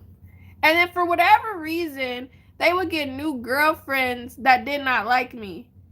And I would be kind of like, I don't understand because I didn't do anything to you. And I don't want your man. I had him. He's leftovers. Old news. So why do you have an issue with me? I didn't do anything to you. Because, like, when it was me, whenever I would date somebody and I knew of one of their exes, I never felt negatively towards any of them. I just was like, you know, I don't want them being around if they're going to be trying to pursue you or get back with you. But I never felt like negatively towards them because I'm like, I mean, I don't know them. I know what you've told me about them, but I'm like, I don't know anything about these women. You know, I don't have my own personal experience, so I'm not mad or I don't feel negatively towards them. But for whatever reason, new girlfriends of whoever my exes were, they would not like me. And I'm like, I don't want them. I don't want them anymore. So I don't see why you see me like looking at me weird. Some women and men messy when come to find out their side piece nothing more. This is true. This is true. Yeah, weird move. Or she could be pretty crazy as well. I don't think she was crazy. I don't know what her deal was. Because even when I stopped talking with him, she still wanted to be cool with me. So I really don't know what the vibes were with that girl. To be fair, I've had some exes where their exes actually did want to be cool with me. And I don't know. I always thought it was just interesting because I'm like, why do you want to be cool with me? But then I later realized that some of the exes were cool people. It was just the ex-girlfriends were cool people, but my exes were the problem. But it was still weird to me, so I never actually tried to effectively be cool with them. Jazz pillow whisperer to do girl good person. Not pillow whisperer. I just be trying to be cool with people, bro. I don't be wanting no problems. Because for me, I'm like, once I'm done dating somebody, I don't want nothing to do with them no more. You basically trash at that point. I mean, no offense to them, but trash. I do not want you no more. Therefore, you are trash to me. Because who wants trash? Nobody. But for whatever reason, some women might have thought of me as being a threat, or some of them wanted to be cool. And I just thought it was weird. Now, whether they were trying to be manipulative or get in my business, probably, potentially. But I'm always good about setting boundaries. One thing about me, I'm a set a freaking boundary. Cause I don't like people playing my face. I don't like people using me, trying to manipulate me. Cause the moment I peep it, I'm like, you're a weirdo, and I'm getting away from you. And then if somebody asks me why, what you mean why? Do you see how you moving? And another thing, I just don't be liking when people be lying to me. Cause I'm like, so you really gonna lie to my face? You really about to sit here and lie to me? Wow. I can't have anything with you. You're not even gonna be anywhere near me. You're blocked. You're blocked at that point. Like we're not friends on the social media. You could have saw my page. Now you can't, you have no access. You can't even see the public page. Blocked because you're a weirdo.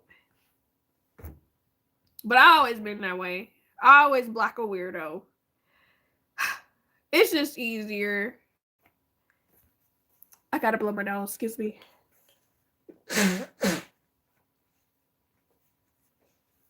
All right, next topic. My husband, who is 31 years old, says my alone time is selfish, but I, who is 29 years old, feel like I am disappearing. It says, we have been together for 6 years, married for 2, no kids. We have a recurring fight about time. I work full-time and he does too, but our schedules are different. When I get home, I need about an hour to decompress alone. Not silent treatment, not punishment. I just want to change clothes, eat something simple, and scroll or read without talking.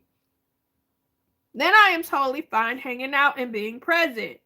He takes it personally. He will follow me room to room asking what is wrong. Or he will sit near me and keep trying to start conversations. If I say I just need an hour, he says it's weird that I need space from him and that couples should want to be together after being apart all day. Sometimes he says I'm acting like a roommate. Sometimes he sulks and goes quiet for the rest of the night, which makes me feel guilty, and then I give in. The frustrating part is he gets plenty of sound time. He plays video games with friends a few nights a week, and I do not interrupt. But if I try to make solo time, it becomes an issue. What is a good way to communicate this so he understands it is self-regulation, not rejection? Also, what boundary is reasonable here? For example, is it fair to say, I am taking 60 minutes, please do not come in unless it's urgent? Or does that make things worse? I want something that actually works, not another emotional discussion that ends with me apologizing for needing quiet.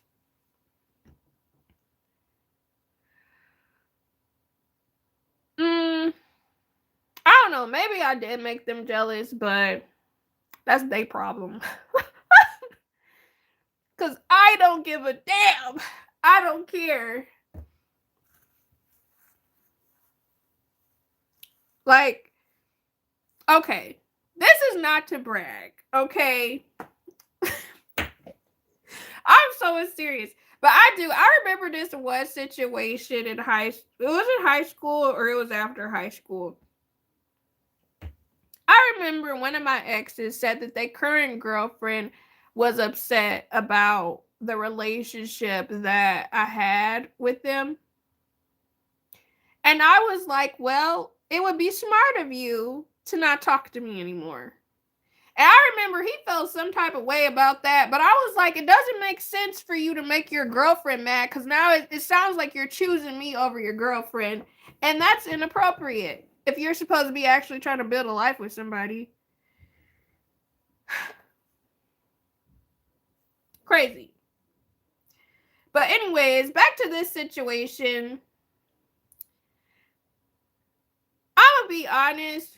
With this situation, it feels like this person, the husband, is kind of selfish. Like, how do I say this without it sounding mean? I can't stand a clingy man. I cannot stand somebody who is super clingy. And this is why, again, I made a vlog about this recently where I said it is important to have hobbies. And it is important for the person you date to have hobbies. Because if I come in from work and I'm clearly overwhelmed by the day, I'm overwhelmed from interacting with people, I'm tired, I don't want to deal with anything. It's like, yes, you're my person, but I want time to myself. And I feel like it shouldn't be that hard to explain that to somebody. Like, I want my space. I want my time to myself. Just for a little bit, and then we can have time with each other. It's just, The day really took me. Work, I just want some time to myself. And if that guy does not understand that, to me, I'm like, well, they married. But I'm like, to me, it's given you being selfish. And it's kind of like almost an incompatible thing a little bit, but it's like, I don't see what's wrong with her just taking an hour to have to herself. Like, he making it seem like he trying to control her at that point. He's super clingy, not giving her space and make her mean. Exactly. Like, I couldn't imagine if I was with somebody and they wouldn't let me be by myself. My gosh, that would piss me off. But also, I'm an introvert. Because I remember a couple of times where I dated someone and I had to explain to them multiple times, like, I'm an introvert. I don't really like going out that much. Like, when it comes to being around a whole bunch of people, I like more intimate gatherings, with a select few people that I feel comfortable with. I don't want to be doing too much with a lot of people. I don't want to be in loud spaces all the time. I don't want to have to socialize all the time. Or if I do socialize, I have a time frame in which I will feel sociable. And then after that time frame is over, I'm sorry, my energy is gone. It's spent for that time. So if I look a little down, if I look a little annoyed, it's not that I'm annoyed with you. It's just my energy of socialization has been spent. I cannot give anymore. And I remember, I think it was like, sorry. I think, girl, I know what you mean. Like, some people don't get it. Some people really don't get it. True, best have person who has hobbies is a good thing. Right. It's so important to date someone who has hobbies or something else they can do that they enjoy where they're not making you their whole world. But I think 2 or 3 guys I dated had an issue with the fact that I was an introvert, where they tried to guilt me into changing who I was, almost, where they would be like, oh, you're being standoffish. What's wrong with you? What's wrong with you wanting to go out all the time or hang out with my friends 4 days in a freaking row? Or what's wrong with you being social with them? And the thing is about me, okay, I come off on social media as being extroverted, but obviously I'm talking to a screen. I know I'm talking to you guys, but I am talking to a screen. Also, a lot of you guys I have talked to multiple times, so we have some sort of bond. You know what I mean? But it's like, if I'm in person and it's people I don't know, I don't really interact with them, I have not built a rapport with them, I'm gonna probably be silent and hesitant to speak to them, because I'm like, I don't know how much of me I can give, I guess, because I don't know them. I don't know what type of people they are. I don't know if they're judgmental. I don't know how much I can share of myself if I don't know what type of people they are. And sometimes some people don't even get access to me for real, because I'm like, I can be weird on here. I can show my true self on YouTube. And I love this for me. I truly do. But in reality, I can do it with some friends. Like, most of my friends, I can be myself. But it's like, meeting new people, especially at that time when I was like trying to figure myself out and I'm dating somebody and then they want to push me because it's like they got to know me and then they're like, my friends will love you, do this, do that. And you know, I can be animated, but it's like if I don't know people, I'm not comfortable enough to do that. Why are you acting this way? I don't know these people. These are your friends. like literally, I would have to explain. Oh heck no, yes. I get exactly what you're saying. I'm the same way. Yeah, because it's like sometimes people don't be really getting, you know, it's like when you an introvert, you got levels. And again, I present myself where I have this energy, and this is how I am naturally. But when I'm around people and I have to cater to other people's feelings and make sure they're good and interact with them, and then I can't really show all of myself because I don't know how much I can show, or sometimes I just get tired. You know, talking with people is draining, especially if people are telling you their problems all the time, or you know, we entertaining each other, stuff like that. Now don't get me wrong, when it comes to friends, I could be talking to them all the time.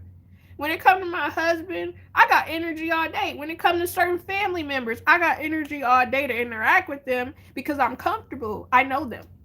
But if it's somebody I don't know, I don't want to talk to you. I don't want to say nothing to you because I don't have that relationship. Right. Sometimes I don't be wanting to talk.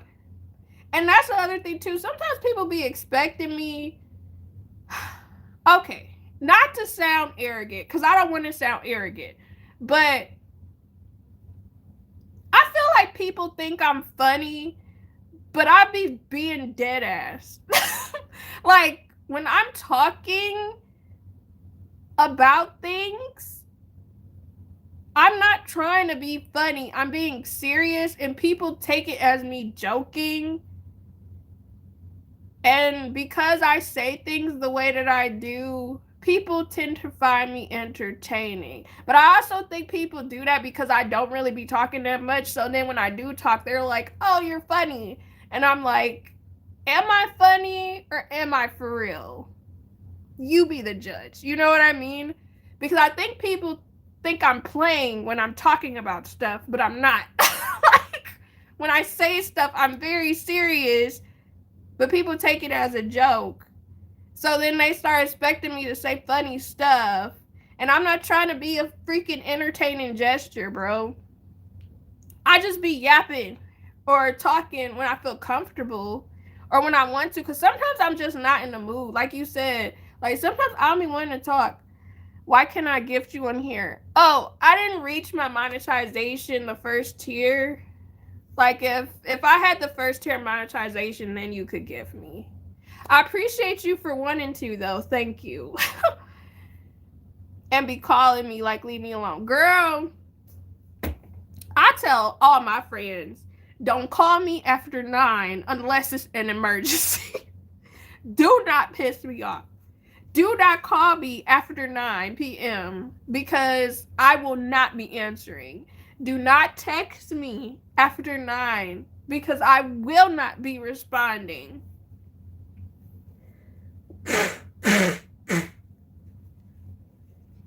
So now, my friends, like, normally they only call me if it's like something that they going through, like, and that's very rare, which I appreciate. But yeah, I'm like, don't contact me after a certain period of time. And I be feeling bad when I don't decide to answer. Like, I will play sleep. Man, I'll never forget. So this didn't happen to me, but this happened to somebody I know where they're kind of similar to me, and they ended up acting like they were asleep, right? However, they were still on social media. So they were still posting on social media. And I remember one of their other friends got mad because they were like, "You're ignoring me. Why are you on social media, but you're not talking to me?" And it's like, I don't feel like talking. And then the person that was mad was like, "So you feel like talking on social media, but not to me?" Like, yes, because I'm not physically listening to someone or physically entertaining somebody at that point. I'm literally scrolling to decompress at that point. Sometimes people just be self-absorbed, bro. That's what gets you. Yeah. Like, you, because I know sometimes I will act asleep and I literally be saving stuff so I can repost it later. I'm like, you're not gonna get me because I'm not gonna have, or I get on one of my other social media that people don't follow me on. That way it's like, oh, I be posting, but you don't know because it's on a completely different account. My homies be hitting me up at 12 a.m. talking about, bro, what you doing trying to hit the Yada Club at 12 a.m.? They trying to hang out at 12? I'm sorry. You got to let me know before 1 p.m. if we doing something. And I normally don't like same day plans. Like, I am not.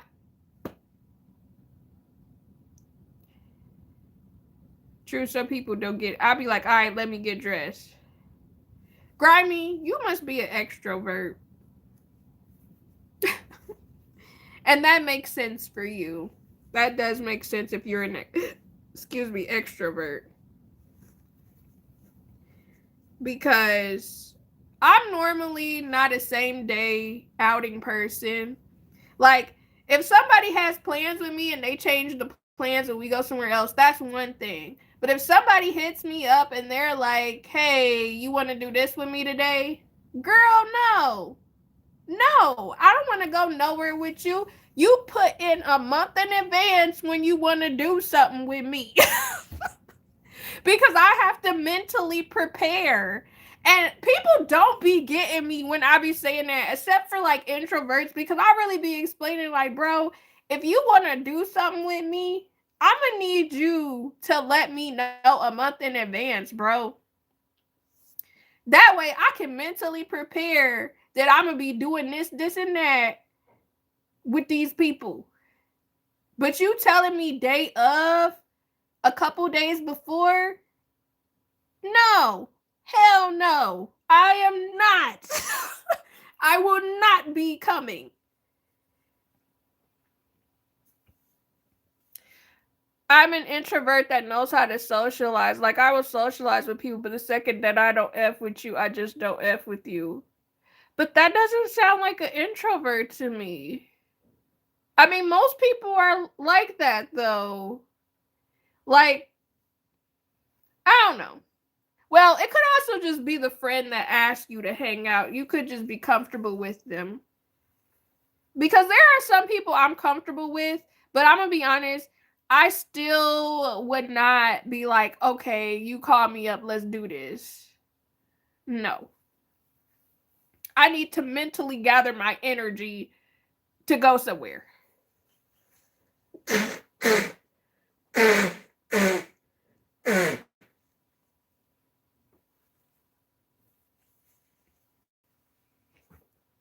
But yeah, I don't know. You know, like, okay. So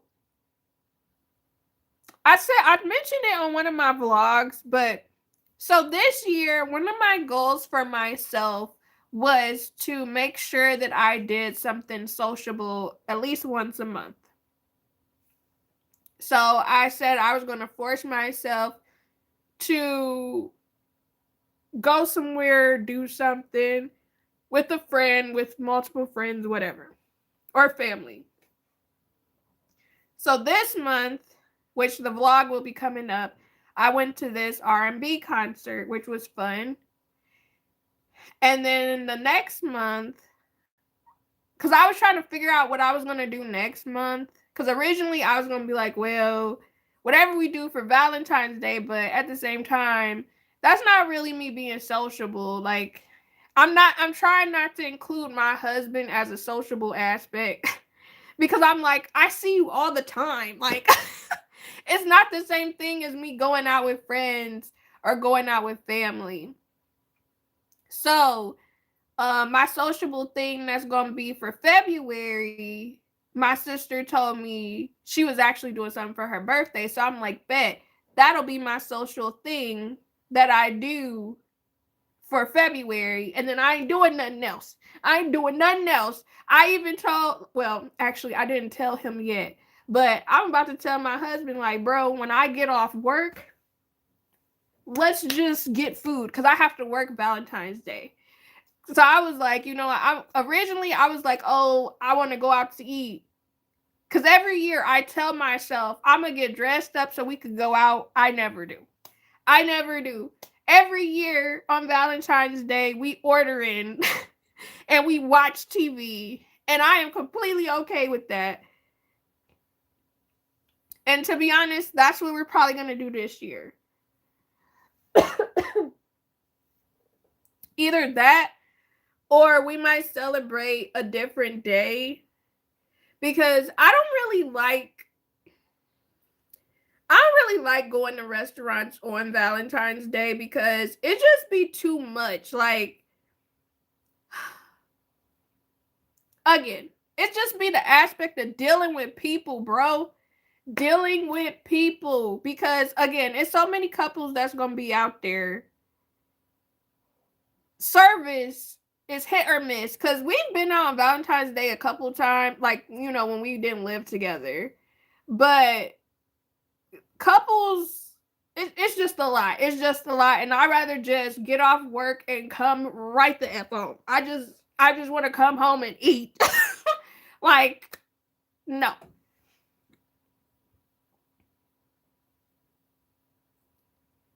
Oh, look at you, nice and simple. I love it. Yes, because, again, I just don't like dealing with people. It just be overstimulating a lot of times. So I'm just like, I'll just come home. You know what I mean? We could order some DoorDash. We could order some food directly from the restaurant, which is cheaper. Don't forget, you guys. It's definitely cheaper to order directly from the restaurant than to order through DoorDash, which is probably what we will do. You haven't lived until you wake up in a bathroom. I think I've lived plenty. I would not want to be on a dirty bathroom floor. I'm sorry. I mean, unless it's my own bathroom floor. But then again, sometimes spiders come through the vents, and I don't have time for that. Hey, Creek Girl, how are you doing? Yeah, it does sound like he has someone nice because it could never be me. Like, if I'm waking up off of a bathroom floor, I assume I am sick. I assume that I have contracted a virus and I need to be carried off to the bed to go to sleep.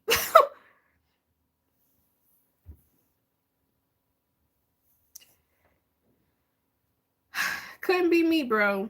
Could not be me. But I forget. You know, I really do just be rambling because I'm really trying to figure out how I got here. Like, I'm really trying to figure out. Oh, right. So, again,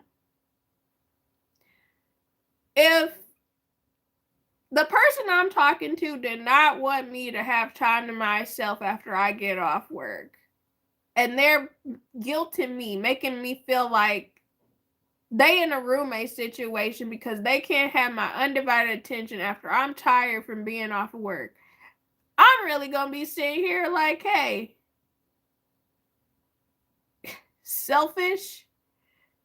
Because that would absolutely send me. That would absolutely upset me that I can't have time to myself after I've gotten off work and I need some downtime.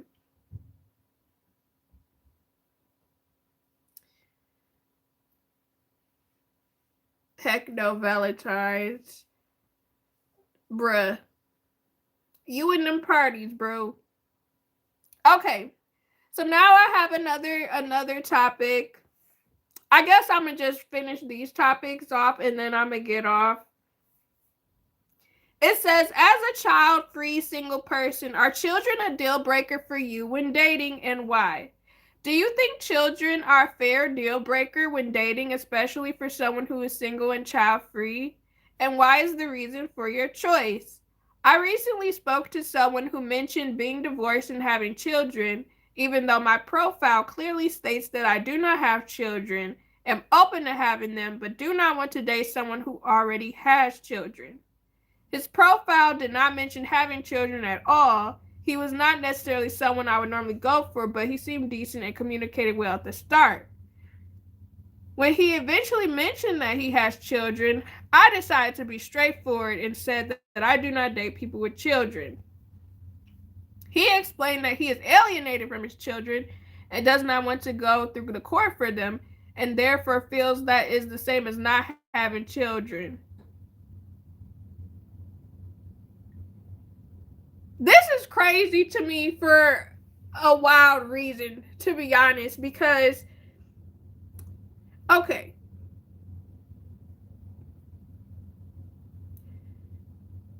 Yes and no.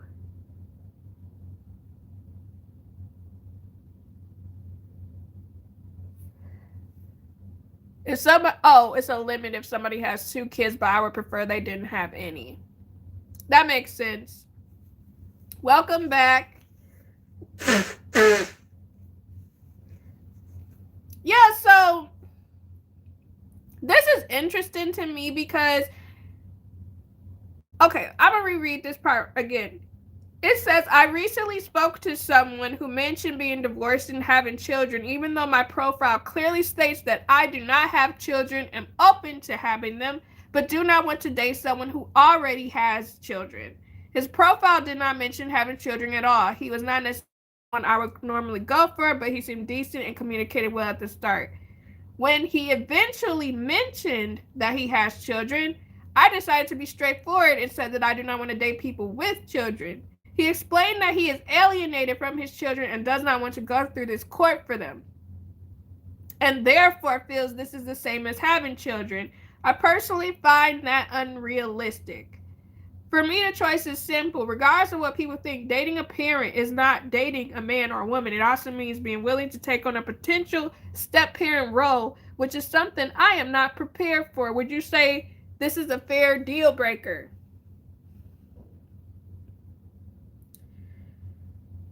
Girl, we all suffering with this cold thing. Girl, I don't understand it. We should be over this. I don't know what's going on. We should not still have this cold. We really should not. It's crazy.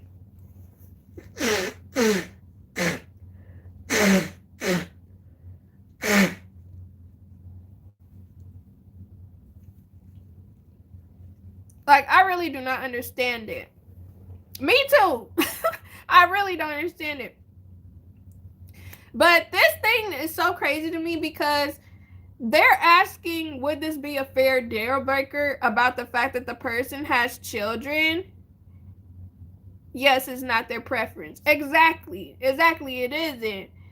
But the thing that's also the deal breaker for me within this particular situation is the fact that the guy says he is alienated from his children and does not want to go through court for them. Therefore, he feels like he does not have children. This seems like a horrible guy. Like, to me, this seems like a horrible guy to potentially have a kid with in the first place, because he's not even trying to make an effort to be in his kid's life. I would just get rid of him just off of that alone. It's not even the fact that he didn't disclose he had children at that point. It's the fact he don't even take care of his kids at that point.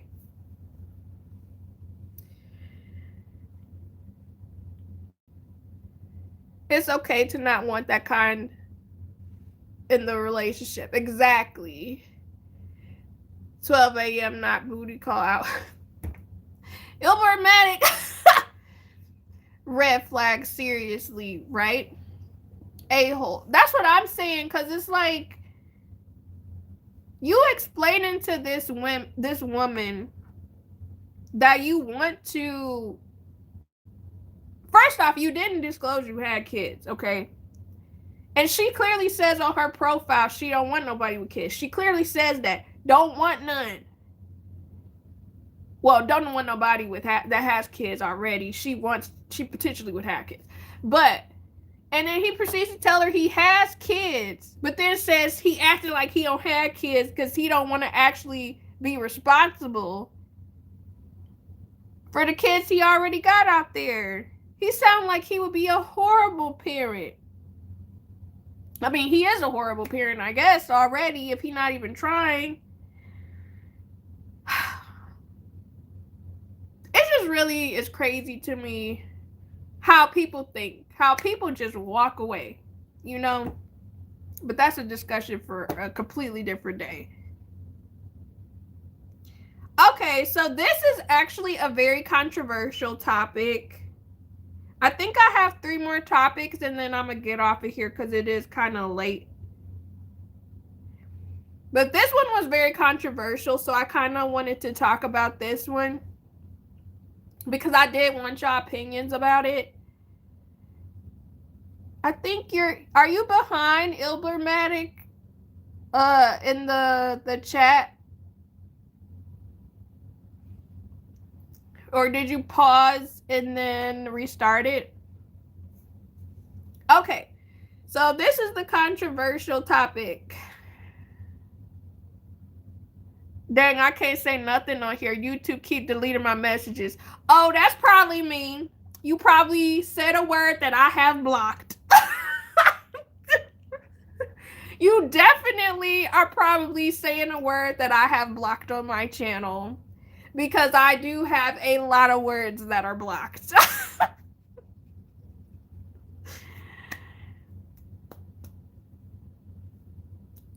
Probably shouldn't be saying whatever you was about to say, Grimy.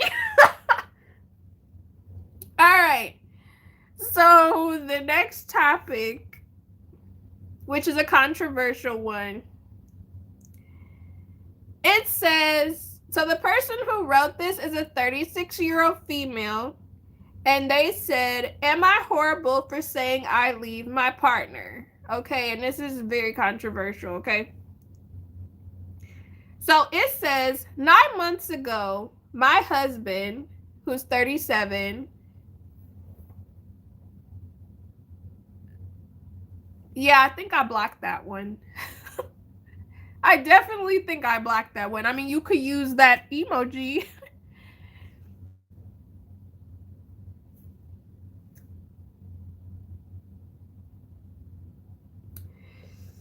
But 9 months ago, my husband, who's 37 years old, told me that he thinks he would be much happier living as a woman.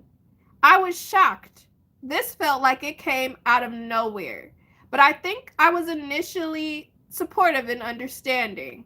However, when he told me he wanted to transition and asked if I would say, I said no, because I'm not attracted to women. I'm sorry, I've thought about it a lot. I'm not. I know it must be hell in his head. I feel deeply sorry for him, but no. This was very much the wrong thing to say. My partner has had depression for a while, after a sports injury left him with a lifelong disability, but it's been so much worse. I've been the one responsible for supporting him with depression for as long as he's had it. It's medicated, but he relies on me for so much emotional validation. It's exhausting, and the last 9 months have been hell. I don't know what I'm coming home to every day, what he'll be like. It feels like he hates me, like I'm being punished. I feel so bad for this person. I truly feel so bad for this person.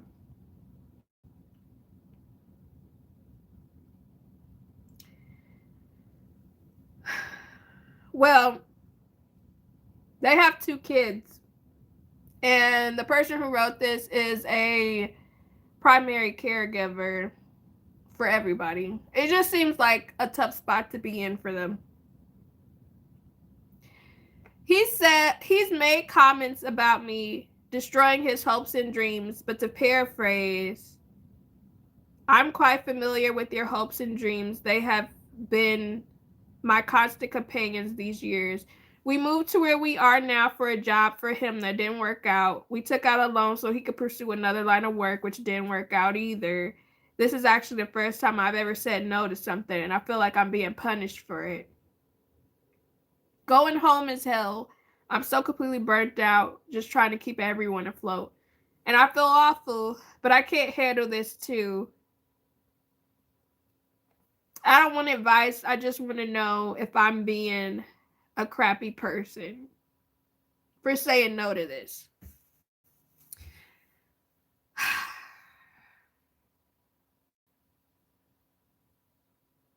So, sister bonding, that's so nice. Love seeing couples at rest. Oh, you gotta be behind, no blurmatic.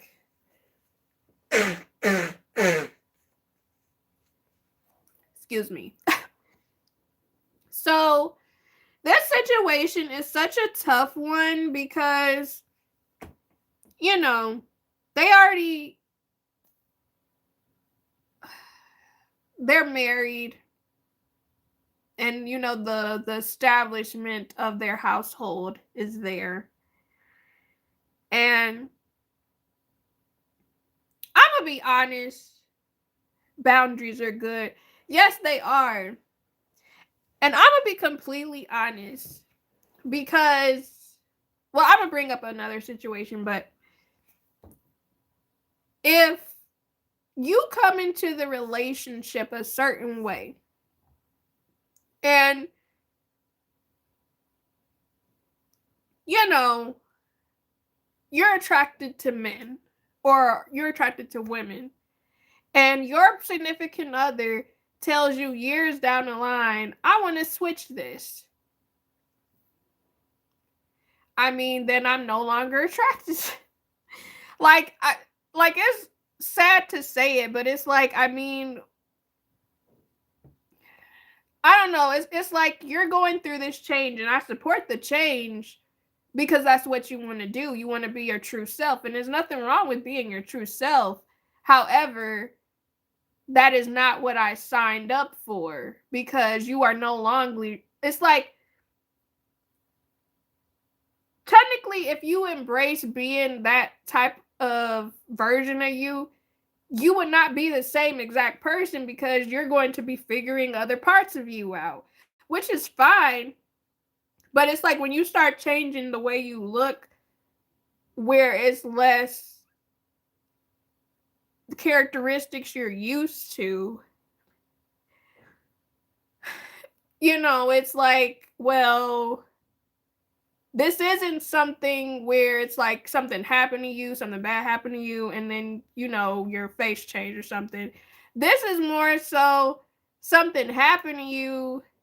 Well, you're trying to change yourself, and it's what you want to do, and that's fine.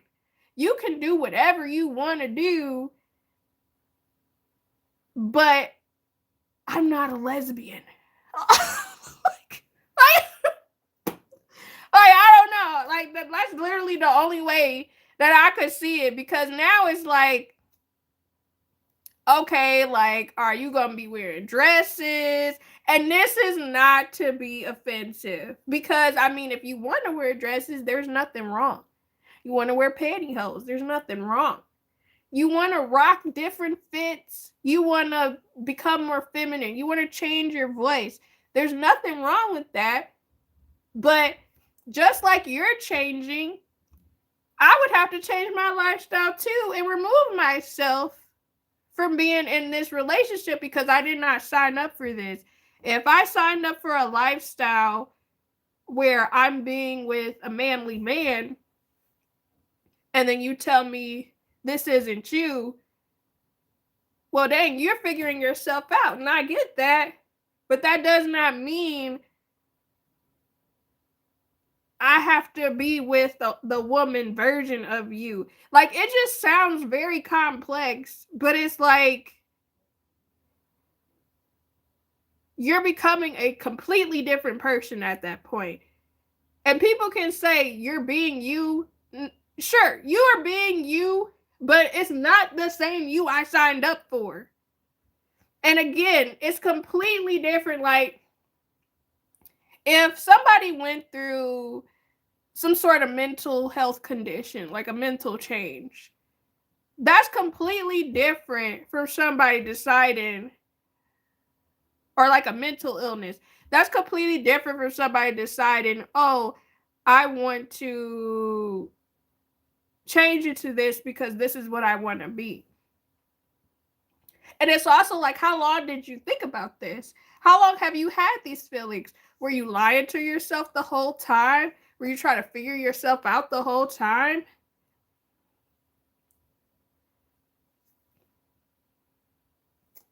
What about the heart of the person? Listen, I sound so mean, but this is my thing. If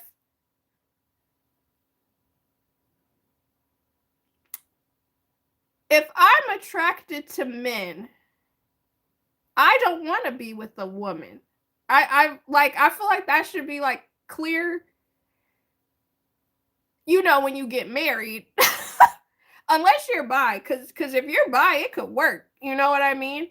But I could not imagine being in this person's shoes. I pray for this woman because I could not imagine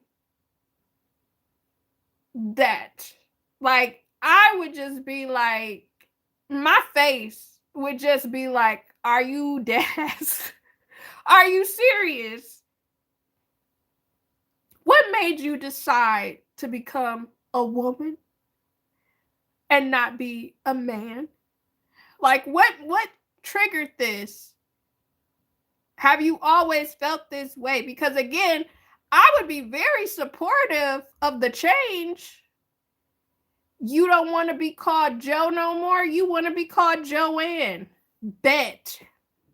But it's like, you want me to be married to Joanne when I like Joe?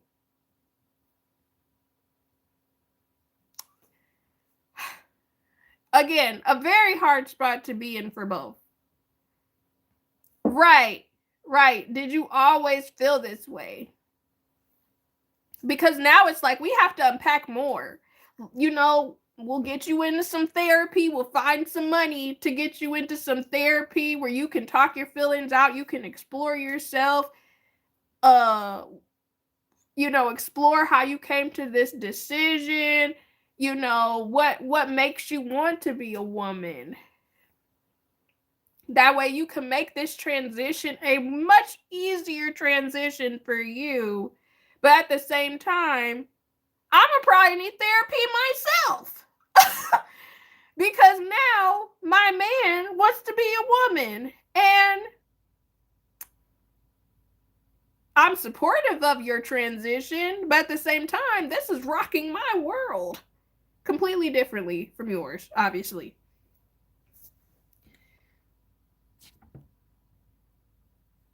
Changing weight look less attractive is a turn off, like facial surgery or no surgery, trying to modify. Maybe that angle is super creepy. I don't have nothing against plastic surgery, but I do think people do too much sometimes.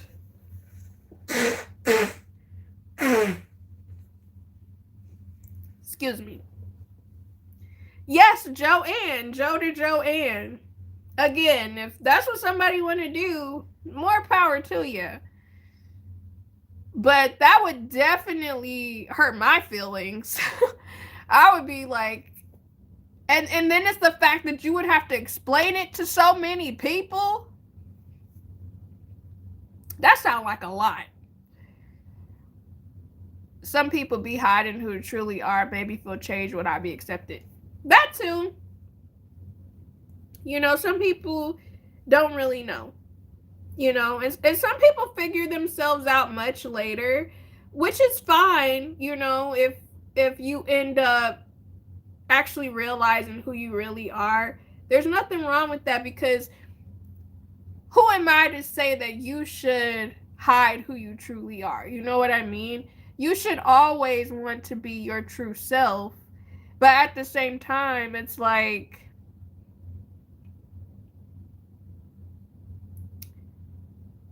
if you're expecting somebody to want to go down that path and still being with you, I mean, that's not what they signed up for. Again, it's not the same as going through a health issue. This is like a conscious decision, which, again, there's nothing wrong with it. It's just maybe that's not, you know. Hello, Joshin. I think. I'm so sorry if I'm saying your name incorrectly. Yes, Jazz, agree. Surgery SZA is how to say it, but crazy. She changed her look. Yeah, I'm not gonna lie. Her surgery is nice. You know, I can't even hold you. Her surgery actually looks really nice. I just don't like that she kind of lied about it a little bit. But again, that's none of our business that she changed her body. You know what? People be so obsessed with celebrities. You know, if she want to change her body, that's okay. But I don't know. I also don't think it's fair to pretend to be something that you're not. Get into a relationship with someone falsely claiming that you love them and drop that on them. I agree. I completely agree, because I don't know. I just think people, some people just don't know. Like, you know, people be learning themselves till they die. And some people don't figure it out. Some people just don't know who they really are until time passes, or they really started gaining awareness and becoming self aware. And it's really sad, because a lot of people do go through these situations. But what are you going to do? When do you normally get on live? Lately, it's been Tuesday and Thursday nights. Yeah, lately it's been, I think, Tuesday and Thursday that I've been going live.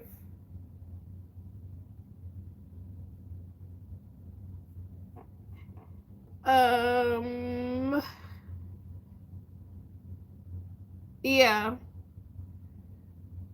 Yeah, Tuesday and Thursday at 9 p.m. EST currently. But I don't know. It's really a sad situation, and I could not imagine going through that. Okay, how to deal with a guy who doesn't want to meet my mom? I'm confused.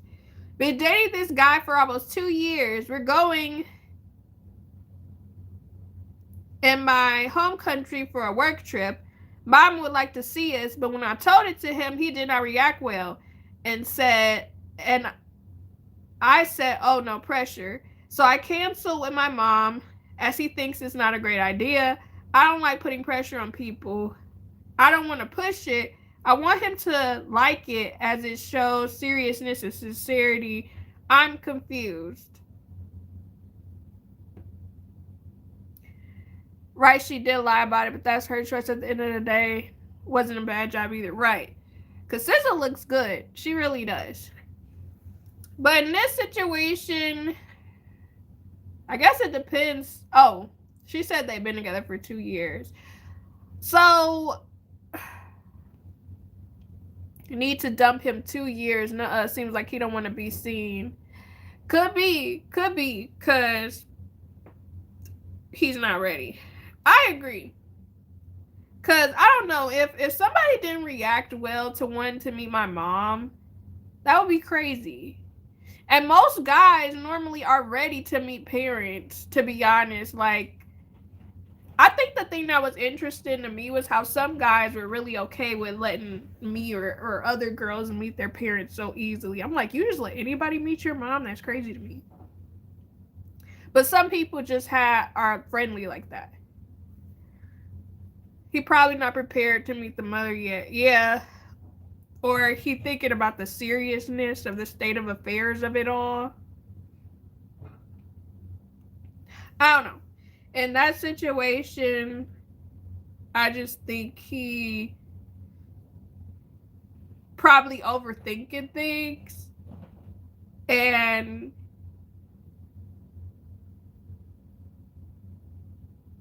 he probably putting a lot of pressure on it.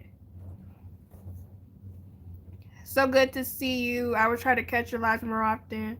Thank you, girl. It's good to see you too. I appreciate you for stopping by.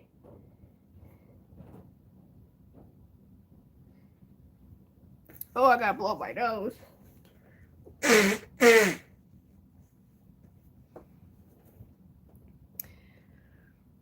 Mothers tell you about person when first meet them. Maybe he had a bad experience in the past. That's true too, because I will say my mom, whenever my mom rarely met somebody, she always was pretty good at being like, yeah,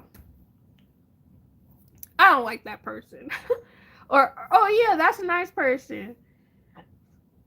I don't let anybody just meet my mother. We got to be so serious to the point where I know she's the one. Yeah, that makes sense.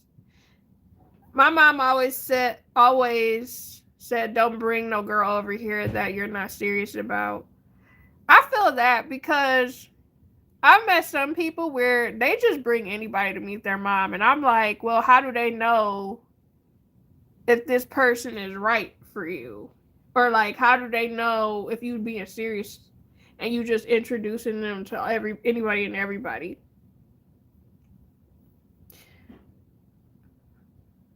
Right, everyone can't meet mama, agreed Grimy. Yeah, I don't know. It's just so interesting to me when people are okay with introducing their mom very easily. My upper cavity got new wisdom teeth. It is so much painful when I am eating or drinking. Well, if possible, try to go to the dentist.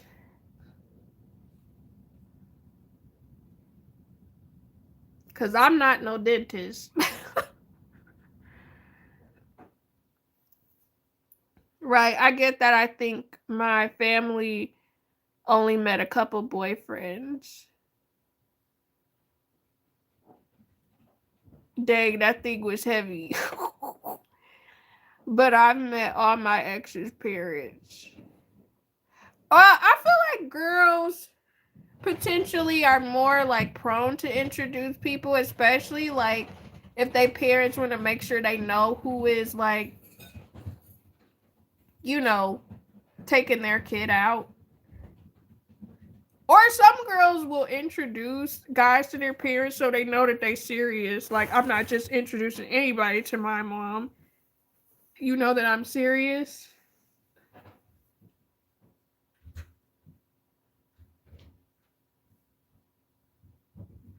I thought you're a general surgeon after seeing your face. Hey, I wish I had surgeon money. I'd love to have surgeon money. Call me a surgeon any day if I'm getting paid, okay?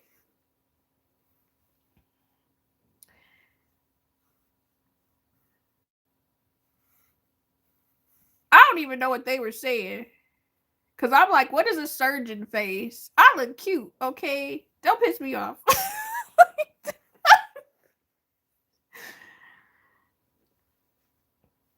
I met a few of my ex mamas, sometimes their dad.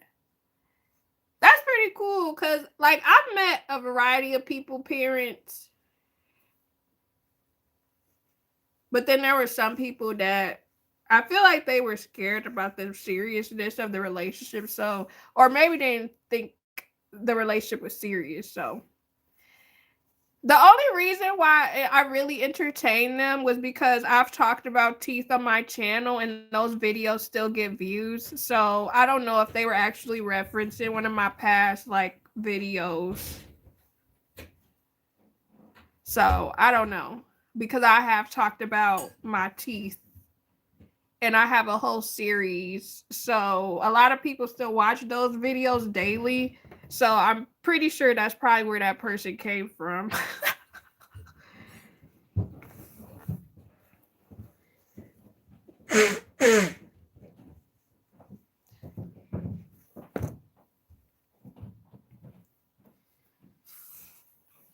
But okay, I'll do this last one because I was debating if I was gonna do it. It says, boyfriend invited me on a trip, then uninvited me. My boyfriend and I have been dating for 5 months. On the third date, he told me that he is going on a 3-month trip in March.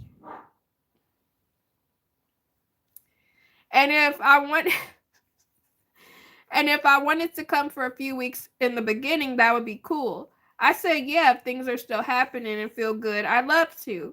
He never talked about his trip with me or about me coming with him, and whenever I brought it up, he would ignore me or change the subject. Oof. A few months ago, I called him out on this, and he said, no, you should definitely come. A few weeks ago, I could feel that he was pulling away in some ways, and I asked him how he's feeling about us, and he said that ever since we talked about his trip, he's been feeling more distant, and he doesn't actually want me to go with him. He said he is worried that me coming for 2 weeks would pollute his 3-month trip. Pollute is crazy. And he just wants to detach from everything. He also said he doesn't know how much he wants to have communication with anyone, including me, while he's on his trip. I told him that that's extremely hurtful, and he's not thinking about me at all in his behaviors or his life. He says he knows he's selfish, but that's what he wants. He also said he really wants to make this work, and he's worried about me breaking up with him about this. He said he would bring it up this week so we could talk about it more. We've hung out 4 times and he hasn't brought it up. What would you all do in this situation? 3 months seems like a long time, and I feel like I deserve to be thought of more of a collaboration in a romantic relationship.